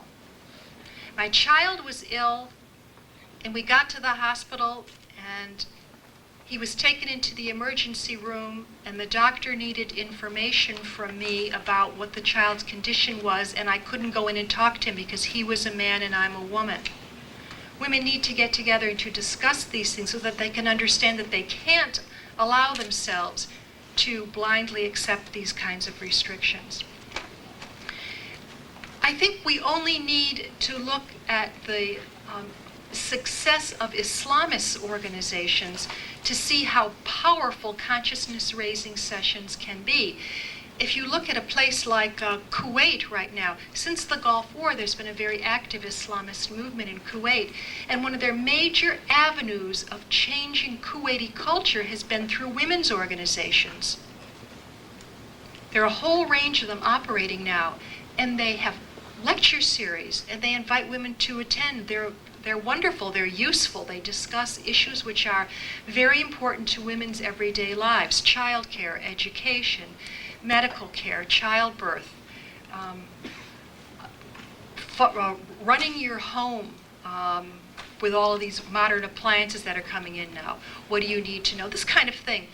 But then there's this not so subtle Islamist agenda that goes along with it, and it has literally, since the Gulf War, revolutionized Kuwaiti culture. If it can be done on the one side, it can also be done on the other.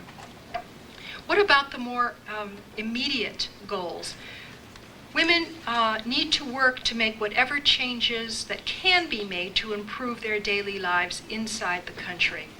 Let me give you an example, and this has actually been started by one woman who was involved in the driving demonstration.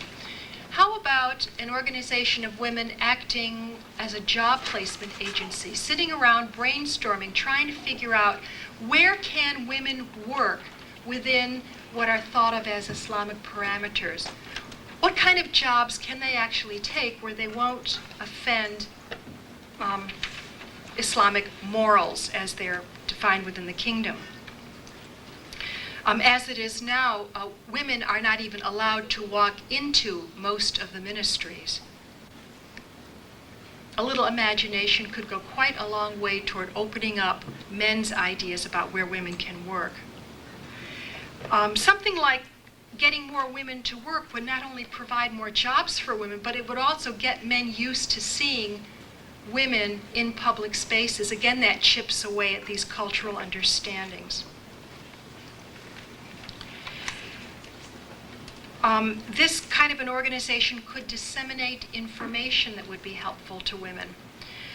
I was very, very much struck by the extent to which a controlled press can control access to everyday information that everyone should have. For example, a scholar colleague of mine in Saudi Arabia had written a series of articles for the magazine El Yamama, and she had written these articles about the difficulties women face when they're divorced. And the conclusion that she came to is that women are absolutely powerless and that they have no recourse at all except to please the man they're married to. So I said to her, well, why didn't you write about women going down to the courts in Riyadh? There's a very active court system here. You can go down any day and you can see all kinds of women petitioning for divorce. And the justices who operate there have a reputation for being quite sober and quite helpful to women. And she said to me, "Where is this court? Take me, show it to me." Now this is a woman with a PhD teaching in the kingdom whose articles had been published in El Yamama.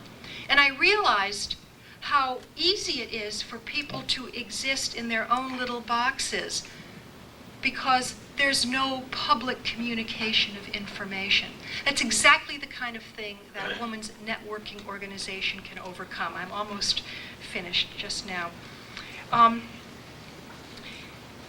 move right to the third thing that I think that this kind of networking can do, and that is it can place women in a position to apply pressure in the face of specific human rights abuses. In other words, they can follow the pattern that the Shia did. What do they have to do? Well, let's take for an example this hairy problem of honor killings. In 1979, there's a very famous case which I'll cite because most of you are probably familiar with it. Prince Mohammed, who was a younger brother of the then King Khalid, had his granddaughter shot for some supposed offense, trying to leave the country with a young man to whom she was not married. I believe that was the offense. Now, it's interesting to imagine what might have happened if, first of all, there were fatwas already on the back burner, ready to pull off the file, which explained how you can't kill someone in Islam without a judicial proceeding. If there were respectable and respected religious sheikhs who could already say, this is not the kind of thing that we do. It has to go through a legitimate procedure. Supposing there was a support network there which was already gathering information, a data bank on women who were in trouble, just like that. What if this network had contacts with news agencies abroad, so that when the situation is about to happen, when you know that someone's life is in danger, you can press the media button, you can press the sheikh button, you can press the international information button, and bango, now the government has something that it has to answer to. And most of this can be done outside the kingdom so that people who are immediately involved don't have to worry about having their own heads be on the figurative chopping block next. So I would conclude by suggesting that when this conference convenes in Beijing, women are going to have to rely on themselves, and that should be the message. I neglected to say one thing, so I just want to backtrack for a second. I don't mean to be naive about this and naive about the danger that women can put themselves in. And after all, I just got through saying that the Arab Women's Solidarity Association was shut down in Egypt. But there are indigenous existing forums for women to network which already exist and which are pretty untouchable by the government. For example, the evening diwanies, the meeting of women in each other's homes at night. The success of this forum is just immeasurable when you look at how it operates in other Muslim countries. In fact, in Kuwait, it's been the whole basis of women's political participation. What else? The Mulad organizations. Now, they're very hard to carry out in Nejd because of the strong Wahhabi influence, but they're regaining popularity in the Hijaz now, and women are meeting weekly, sometimes bi-weekly, getting together for all kinds of supposedly religious purposes, but they are gatherings, large gatherings of women. The women's charitable associations, these still operate. And here's something else which has always puzzled me, which seems to me to be the perfect forum for women to get together. You know, the only place in the Muslim world where men can meet for political discussion and they can't be touched is the mosque. Why on earth is it that in these countries which claim the value of separating men from women to the extent that women won't even go into the mosques, why is there not a women's mosque? Well, that's a very legitimate demand that women can make. And the government would have an awfully hard time explaining why they couldn't provide women with a separate mosque. But that would be a major fundamental gathering point for women. So again, I suggest that we recommend to women in Beijing, look for resources within your own communities, look for help within yourselves. The groundwork for women's defense has already been laid, and all you need to do is to tap into the resources that are already there. Thank you.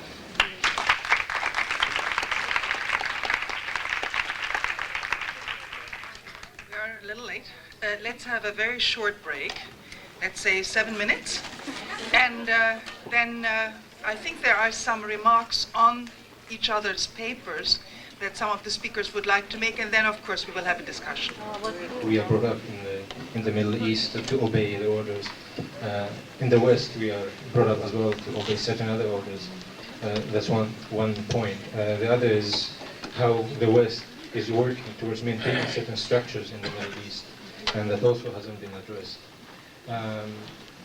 The question, more particularly to Eleanor Gimato, was, it seems to me that what you have not addressed is the structure that exists in the Middle East, and that it is you assuming that it is possible to work against it by creating certain civil society.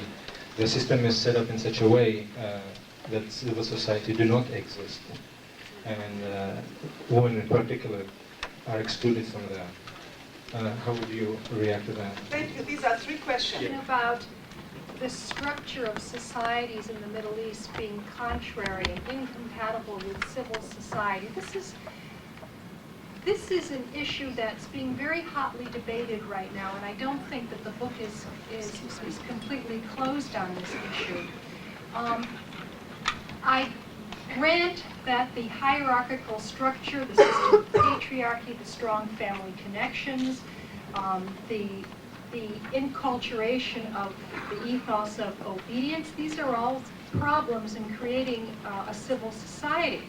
But that does not preclude the fact that there are degrees of civil society.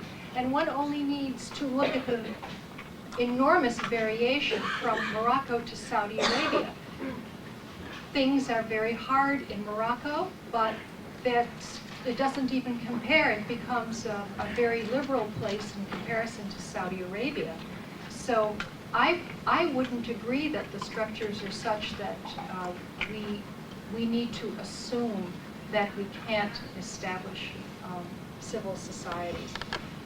Is that So what you give about Kuwait, for example, I mean, the democracy that was brought by Americans, that the liberation of Kuwait, quote unquote, was done so that also there will be a democracy in Kuwait. And during the elections, women were excluded. And what you have is those who speak, and those who are allowed to speak in Kuwait, is sort of institutionalized speakers, or those who bring certain public opinion which is allowed or permitted. Others is not. Excuse me, I would argue that the Kuwait case is just the opposite of the way you described it. In fact, the push for elections came about during the Gulf War, yes, and during this particularly dangerous period of time when the ruling family was feeling threatened, but the pressure came from within. The pressure came from Kuwaiti citizens. All of them men, I understand, except for one woman, but the pressure came from within to get elections started again. And from within what part of society? From within society, from that elite tiny percent that has first-class Kuwaiti citizenship. I grant you, it's not perfect. It's not a universal system. I'm just suggesting that it's a start. And as for women's right to vote in Kuwait, in fact, there was enormous support in Kuwait for women to have the right to vote, and women demonstrated, and they had garnered large numbers of people to their cause. Unfortunately, what happened is that there was a relatively small body of seats, maybe 19 out of 50 seats that were taken by Islamist candidates in the 1992 elections. And these Islamist seats are occupied by people who actually come from rural backgrounds. They're very new to the city. They're very traditional, very tribal in their ways. And they were exceedingly uncomfortable with the idea of women getting the right to vote. And they used this notion of Fatima's idea of heresy. What they did was to say that it would be un-Islamic for women to have the right to vote. Okay, Dr. Mernissi, you wanted to say something?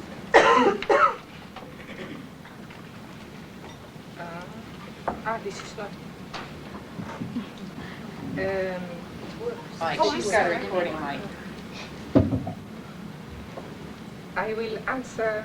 I am pragmatic, and this is why I'm optimistic. But you have to speak louder, whatever you are. What about this?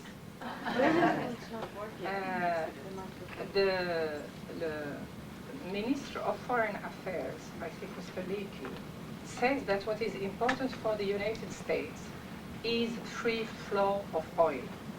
Très bien.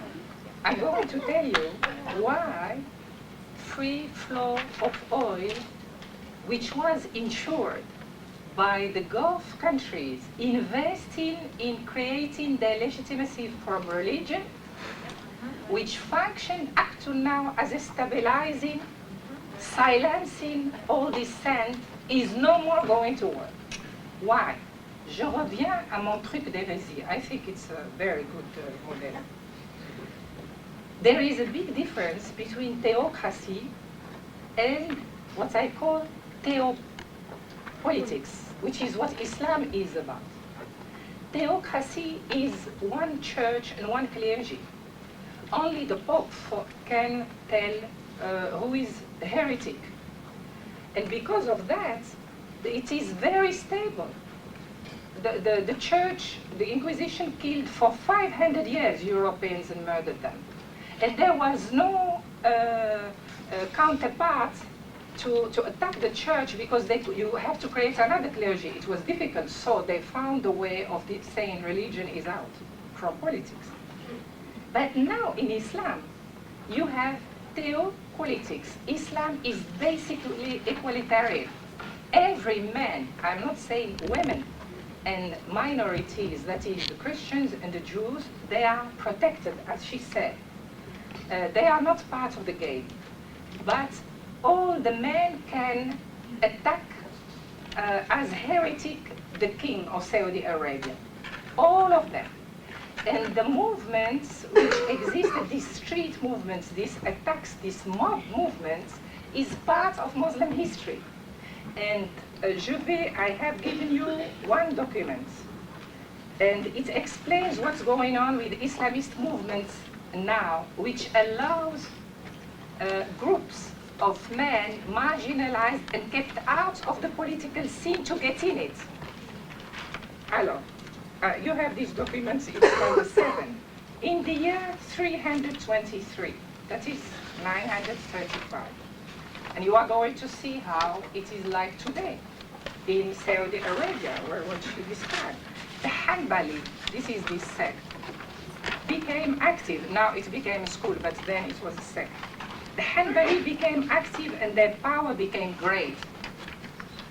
They began to raid the houses of the commanders and of the common people. So they're attacking the rich and the poor. And if they found wine, they poured it away, and if they found a singing girl, they beat her and broke her instruments. They interfered in buying and selling, and with men going with women and boys. When they saw this, they asked the man who his companion was. This is happening all over the Muslim world. And if he failed to satisfy them, they beat him and carried him to the chief police and swore a charge of immorality against him. They raised tumult in Baghdad.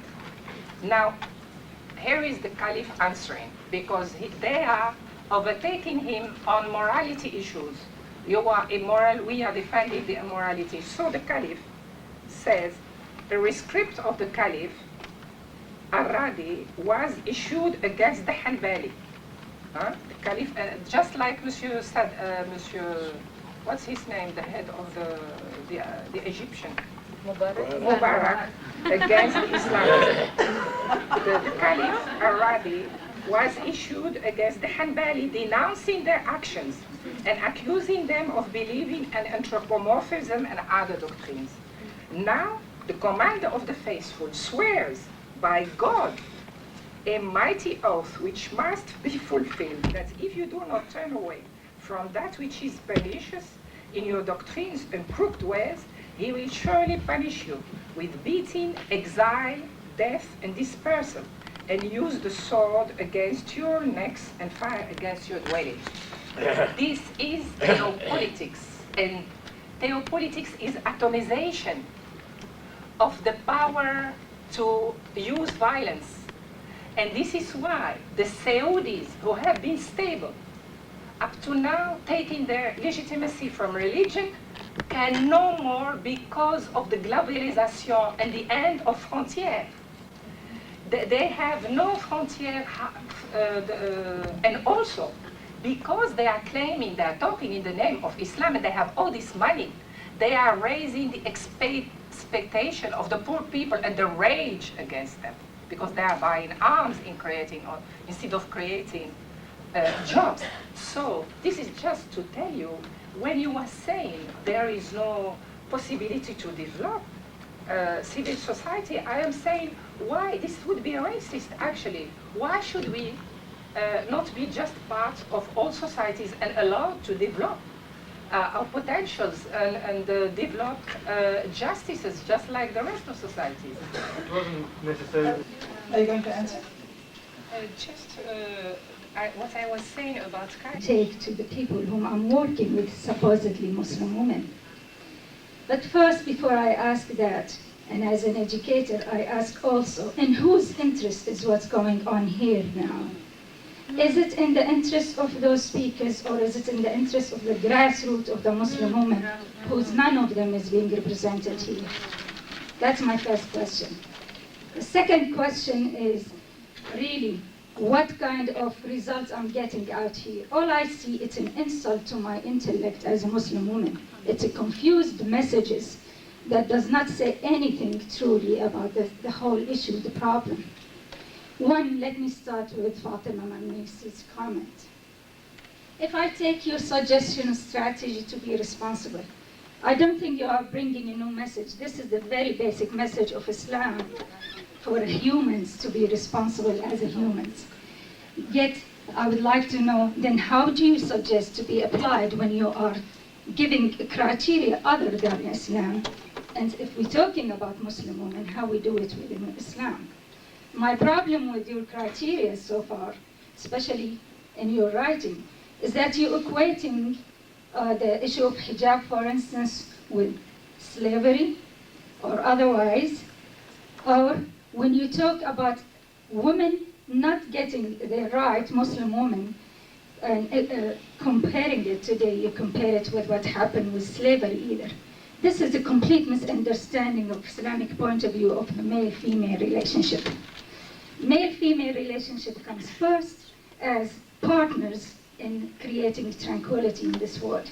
I'm not saying that I will have to abide or obey a male. To the contrary. The first premise in Islam that no human be obedient to any other human, regardless who it might be, including those who are speaking, so their recommendations will have to be questioned. I will not be obedient to that. Now coming back to Buthaina's one more question maybe, and then we really do have to ask Let me go back then to, very fast, to Buthaina Shaban and Eleanor. On what issue how can one talk about the interpreters and this history that was narrated by Buthaina Shaban is nothing new to Muslim women or to Muslims in general. Yet the question, why don't, or ever, the question of education, higher religious education of Muslim women come about? Because this is the basic problem with legitimizing Muslim women as jurisprudence for interpreters. If we do not talk about that, then what kind of education you are talking about? And finally, Eleanor, very simple. How could we accept the model in Kuwait if they don't allow women to vote? Thank you. Of course, there were the women there, but they were not, Monsieur Al Gore did not request a meeting with Muslim women in Cairo. This is what I was saying. He requested a meeting with Monsieur Alvaro, the representative of the Pope. This is what I'm talking about, is that we don't exist as a power, because we don't use violence. But we are not, definitely, every time I listen to Eleanor, because the most important place for us, of course, is Saudi Arabia. Unfortunately, not Malaysia, because not Indonesia, because that is where it is worst, where the injustice is absolutely incredible. However, I don't agree that with Eleanor that the solution is that women have to develop a consensus, because the Jews in the 1930s and 40s,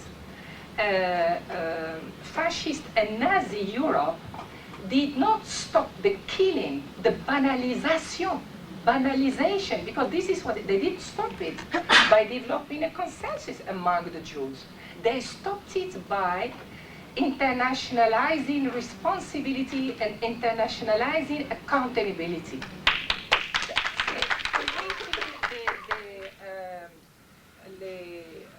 What are they called? Tribunal. Creating tribunals, international women's tribunals, like Nuremberg. That's what we need. That's what we need. And that's what he calls, yesterday I asked Ambassador Maksud what he was teaching. He told me that he was teaching preventive diplomacy. That's what we need. We are not for violence. We have to prevent it. And the only way is to internationalize. And you say to whom we should address our recommendation? Surely we should address it to the most powerful men on the planet. They are responsible because they are commanding the money and they are commanding the funding, and they owe us responsibility.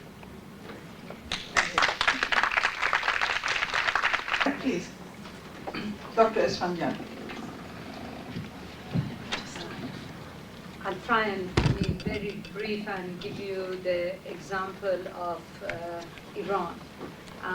It's not only computer that women have no access to computer, but it's also what is more important is the accessibility of videos, film on video, and also satellite production. I mean, almost everybody has an access to satellite dishes, and therefore, regardless of what the government wants to do or not, everybody, including women, have access to what other women do and other people do, and the outside world.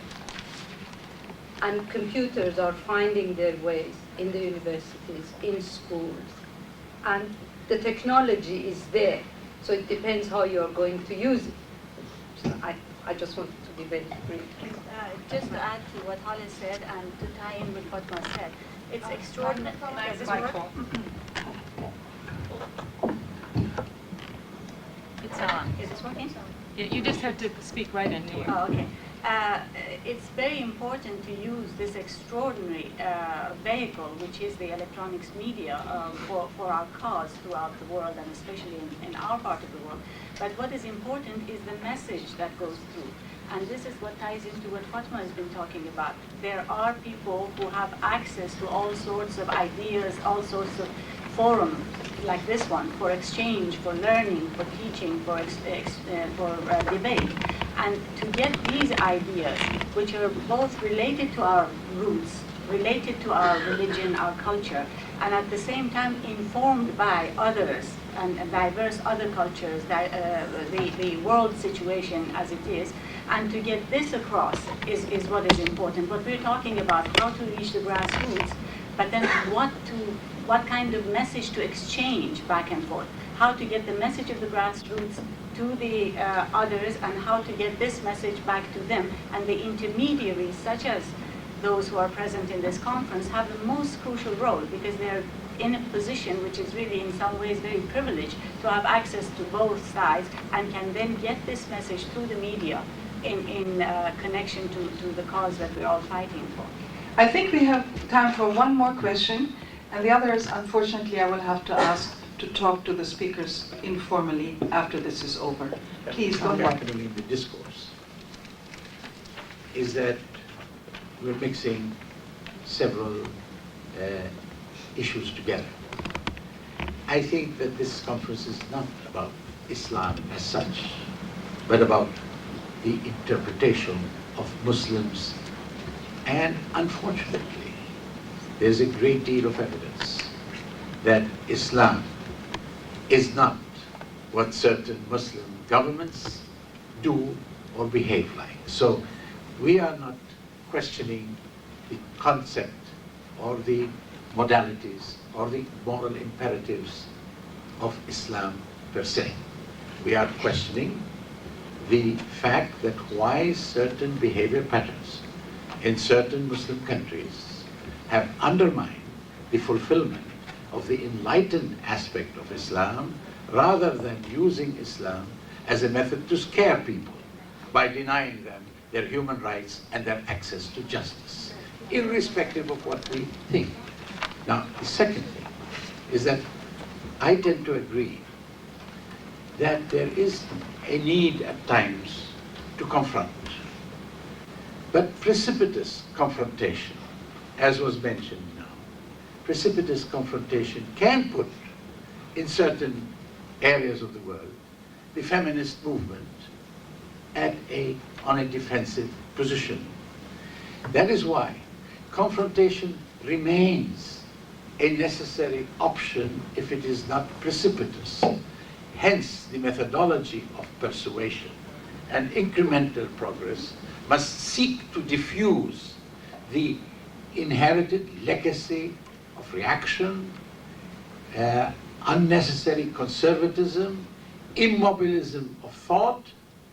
If these evolutionary processes fail by the very strength of the coercive measures of certain governments, then the revolutionary breakthrough is legitimate in order to restore the naturalness of the evolutionary process. However, our commitment must be to the evolutionary, enlightening, persuading process, but not necessarily as considering the revolution as an alternative, but as inherent in the evolutionary process, in order that the confrontation does not lead to unnecessary polarity in a society with a great deal of traditional values.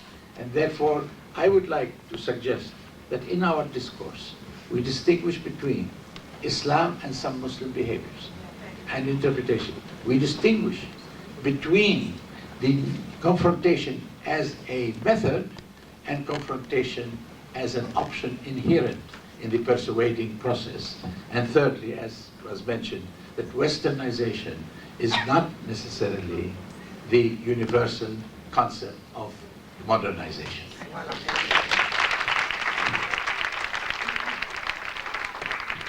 have to say just a couple of words, if it is only not to have the only man having the last word.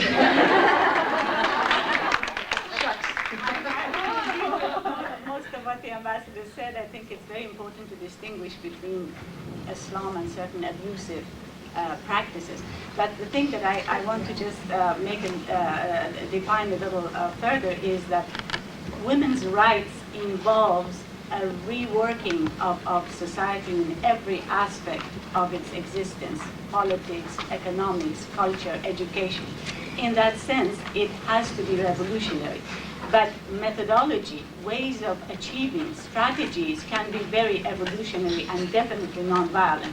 But the end result will have to bring about the kind of change which we cannot define in any other term that's revolutionary. Thank you. Well, for those of you who were not with us this morning, I'd like to introduce myself. I'm Mahnaz Afkhami. I'm Executive Director of the Sisterhood is Global Institute, which is the convener of this conference, with the support of Center for the Study of the Global South. We had a wonderful morning. There was a variety of discussions and debates. There was a lot of difference, at the same time a lot of unity. I think this will go to show that the goal of Sisterhood is Global, which is to establish dialogue and debate by Muslim women especially, is becoming realized. the vitality and the energy shows that there is a lot that we need to talk about. And the differences show that, of course, there is variety. And of course, we're here to talk about the variety. And I hope we'll have more of it this afternoon. This afternoon, the moderator of our distinguished panel is going to be Professor Leila Fawaz, who has been kind enough to come from Boston to chair this panel for us and to give us the benefit of her presence in the debates and participation in the debate. Dr. Fawaz is the chair of the History Department in a joint appointment with Tufts University and the Fletcher School of Law and Diplomacy. She was, until this June, the editor-in-chief of the International Journal of Middle East Studies, which is the most distinguished journal in the field and much revered. Her writings and special interests focus on the social and political history of the modern Middle East in the 19th and 20th centuries. It's a long list that I'm not going to repeat for you today, but I just want to mention that her latest book, which is called An Occasion for War, which is about the civil war in the 1860s between Lebanon and Syria, is going to be forthcoming soon. It's published by the University of California Press in conjunction with Ivy Torres. I will turn the microphone over to Leila Fawaz, and I hope we'll have an exciting afternoon. Thank you.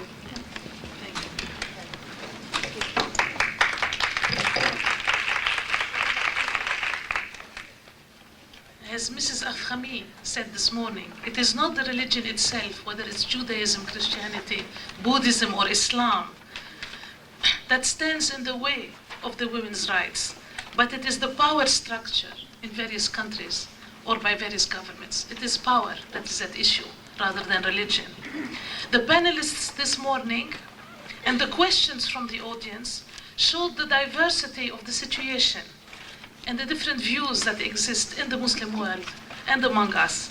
And this is to the credit of the organizers who brought us together, who brought such a diverse group of people together, and who made it possible for us to talk together, because this is a dialogue, as she just said. In fact, it is more than that. I was reflecting at lunch. I had the pleasure and honor to have lunch with a couple of very interesting people. And I was listening to women who survived the war in Lebanon and are very humble about it. And it reminded me, in addition to what I heard this morning, that what this is about is not an attack or a criticism only of men or of governments. It is a tribute, a celebration of women. Women who sometimes are ordinary, who we represent here, but the masses are there and they are doing very courageous things on a daily basis. They struggle all in their own ways, in small ways, in big ways. And there is something extremely noble and marvelous about it. And I don't think we should forget it in the systematization of ideas here. The three speakers who will attend the panel will each speak for 20 minutes. Then there will be a coffee break. And then we will take questions until 5. They're all very well known. They're wonderful scholars in their fields. And I'm very personally pleased to introduce the first panelist that I had not met before, Abdallah Al-Naim. He is from the Sudan, and it happens that I was born in the Sudan, grew up in the Sudan, and have a great deal of affection for it and respect for its people. He is now Executive Director of Human Rights Watch Africa in Washington. But before that, he had a distinguished career that spanned through the Sudan itself, but also several universities in the United States, in England, in the United Kingdom, in Canada, and even in Sweden. He taught law in the Sudan, and while he was there, he was part of a movement of Mahmoud Muhammad Taha, which called for Islamic transformation and the evaluation of the Sharia, including women's rights and women's equality. The movement was active in the early 50s, and it was suppressed in the 1980s. Its founder was executed, and Mr. Naim himself was imprisoned for a long time without charges, and he really survived it all with that courage of the people, the silent majority, of whom just a few are representative here. So he will talk to us today for 20 minutes and not a minute more. I'm very strict about that. About religious versus secular approaches to female human rights in the Islamic world, the need for reconciliation. Welcome, Mr. Naeem, please.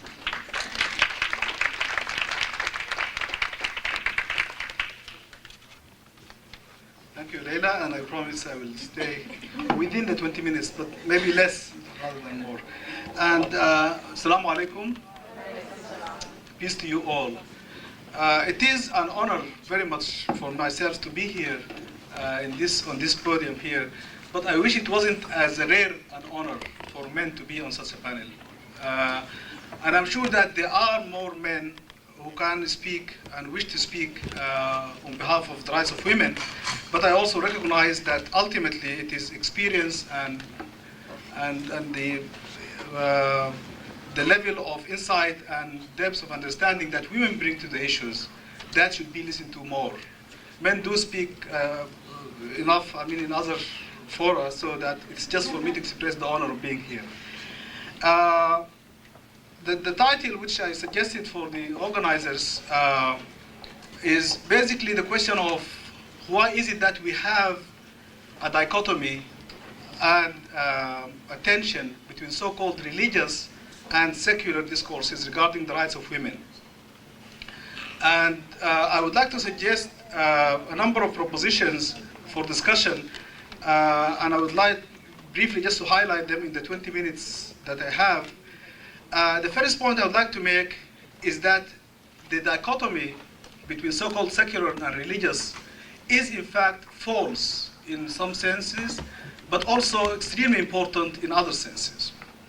And the sense I would like to highlight here is that the distinction is false in politics and in policy making, in the sense that religion itself is largely secular, and that secular so-called approaches to politics and to policy making are in fact integrally and inherently influenced by religious understandings. It might sound heretical, and I point to Mernissi's point earlier about the power and the politics of heresy.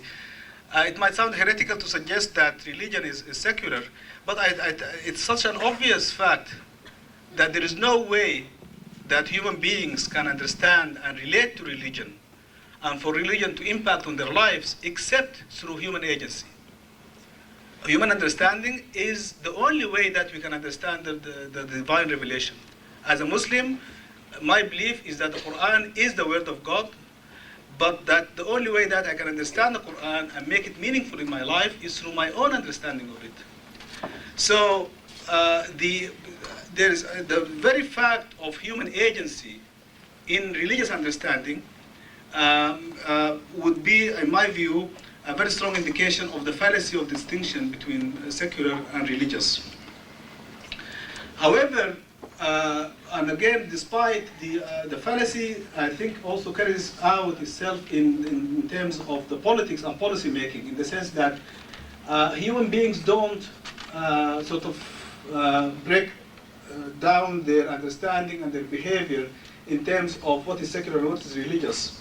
We are all holistic people. We interact with our realities. We interact with others in a holistic way. And our minds, our emotions, our motivation, and our behavior is not characterized by compartments of religion and secular aspects. And the intersections are obvious again. However, I would emphasize for discussion also that despite the fallacy of the distinction at this level, in relation to power, in relation to law, it is vital to maintain a distinction. That so-called religious understandings should not be the basis of political power and should not be the basis of legal rights and duties. And I think that is a point which I will come back to later in terms of the question of the human rights of women. The second point I would like to make is that it has been said earlier this morning that Sharia is subject to interpretation. And to me, Sharia is not subject to interpretation. Sharia is the product of interpretation. That is, it is more than just being subject to interpretation. there is no way, along the lines I suggested, there is no way that you can have Sharia without human interpretation. And as such, it becomes immediately obvious, I think to me anyway, that as a product of interpretation, Sharia is a constantly evolving and changing ethical normative system and legal system. There is no thing in my view as an eternal understanding or an inviolable understanding of Sharia. Now, if you look briefly again in the time allowed here at the actual process by which Sharia was constructed by Muslim jurists, that in fact even the term Sharia emerged in the 2nd century of Islam.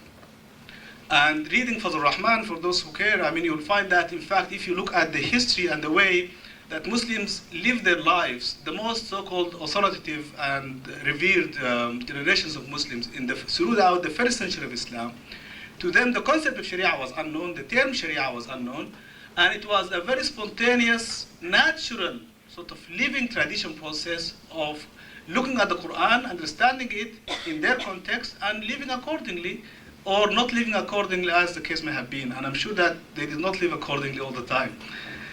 So looking at the actual process of construction of Sharia and the way the jurists, so-called founding jurists of the Madahib, the Islamic schools of jurisprudence, they were not engaged in a process of laying down an eternally inviolable Sharia.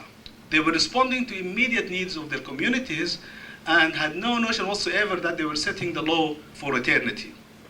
And it was only us subsequently that we came, subsequent generations of Muslims, that came to ascribe to that spontaneous, immediate, limited understanding of Sharia as the only viable Sharia or the only valid Sharia.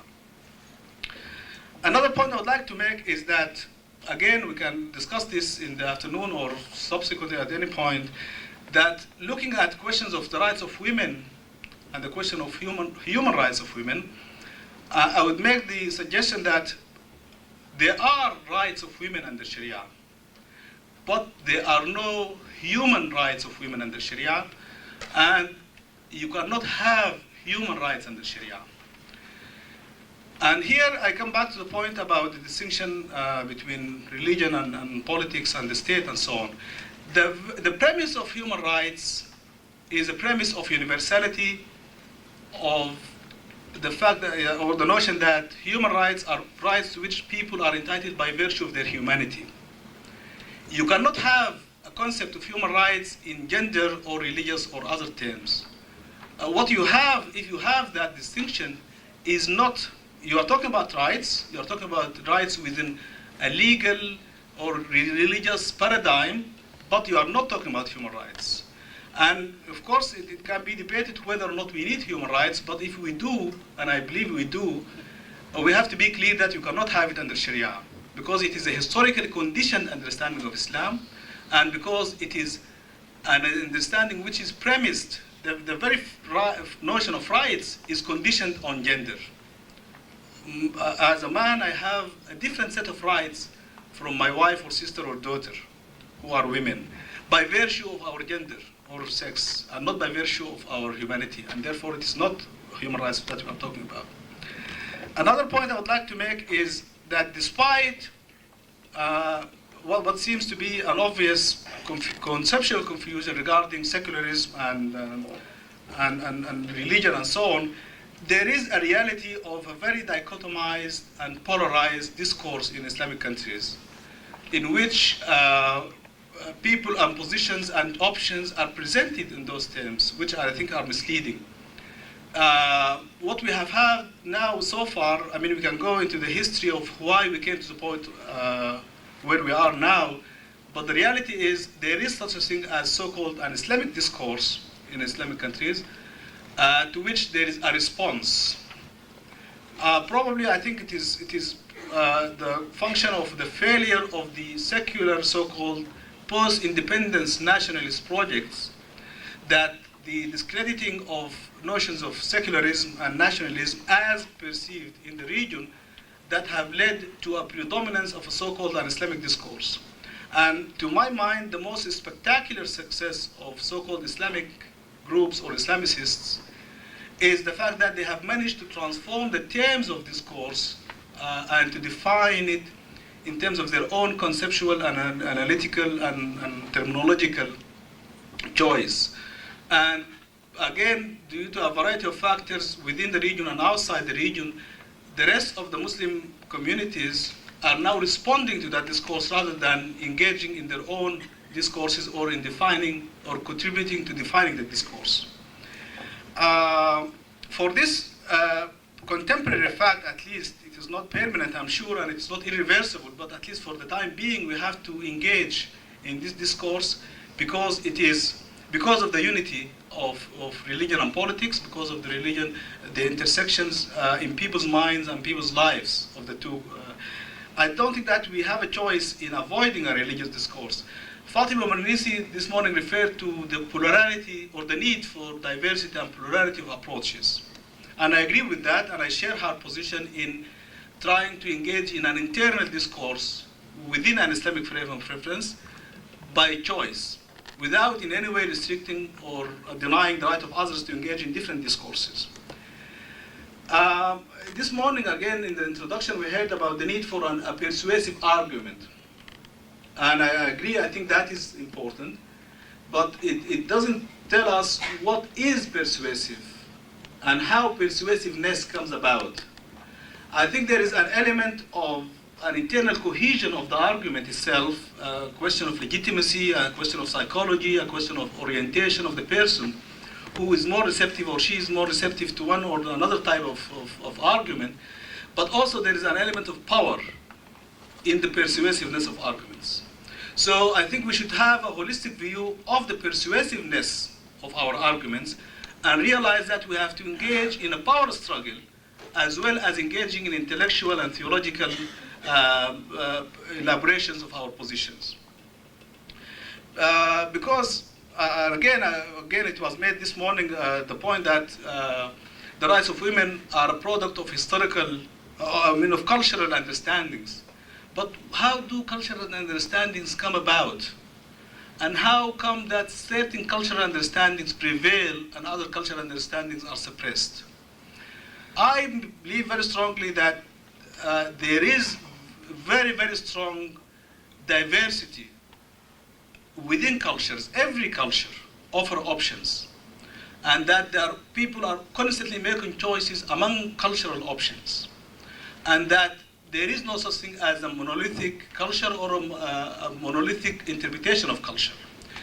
Given that, and again we can discuss it if you wish, it is a question of how do we steer, by we I mean those who subscribe to and seek to support the equal rights of women and the human rights of women. How do we steer the cultural discourse and the power relations within the culture in a way that makes our understanding prevail? And there is nothing illegitimate or dishonest or un-Islamic about this, because all our history, throughout our history, we have had cultural understandings prevail and other cultural understandings being suppressed, and there is, as I said, it is in the nature of the religion itself, it's on every religion, it's the nature of culture and every culture to be open to these competing interpretations. Finally, I would like to highlight what I call the conditions and circumstances of discourse in Islamic countries at this point.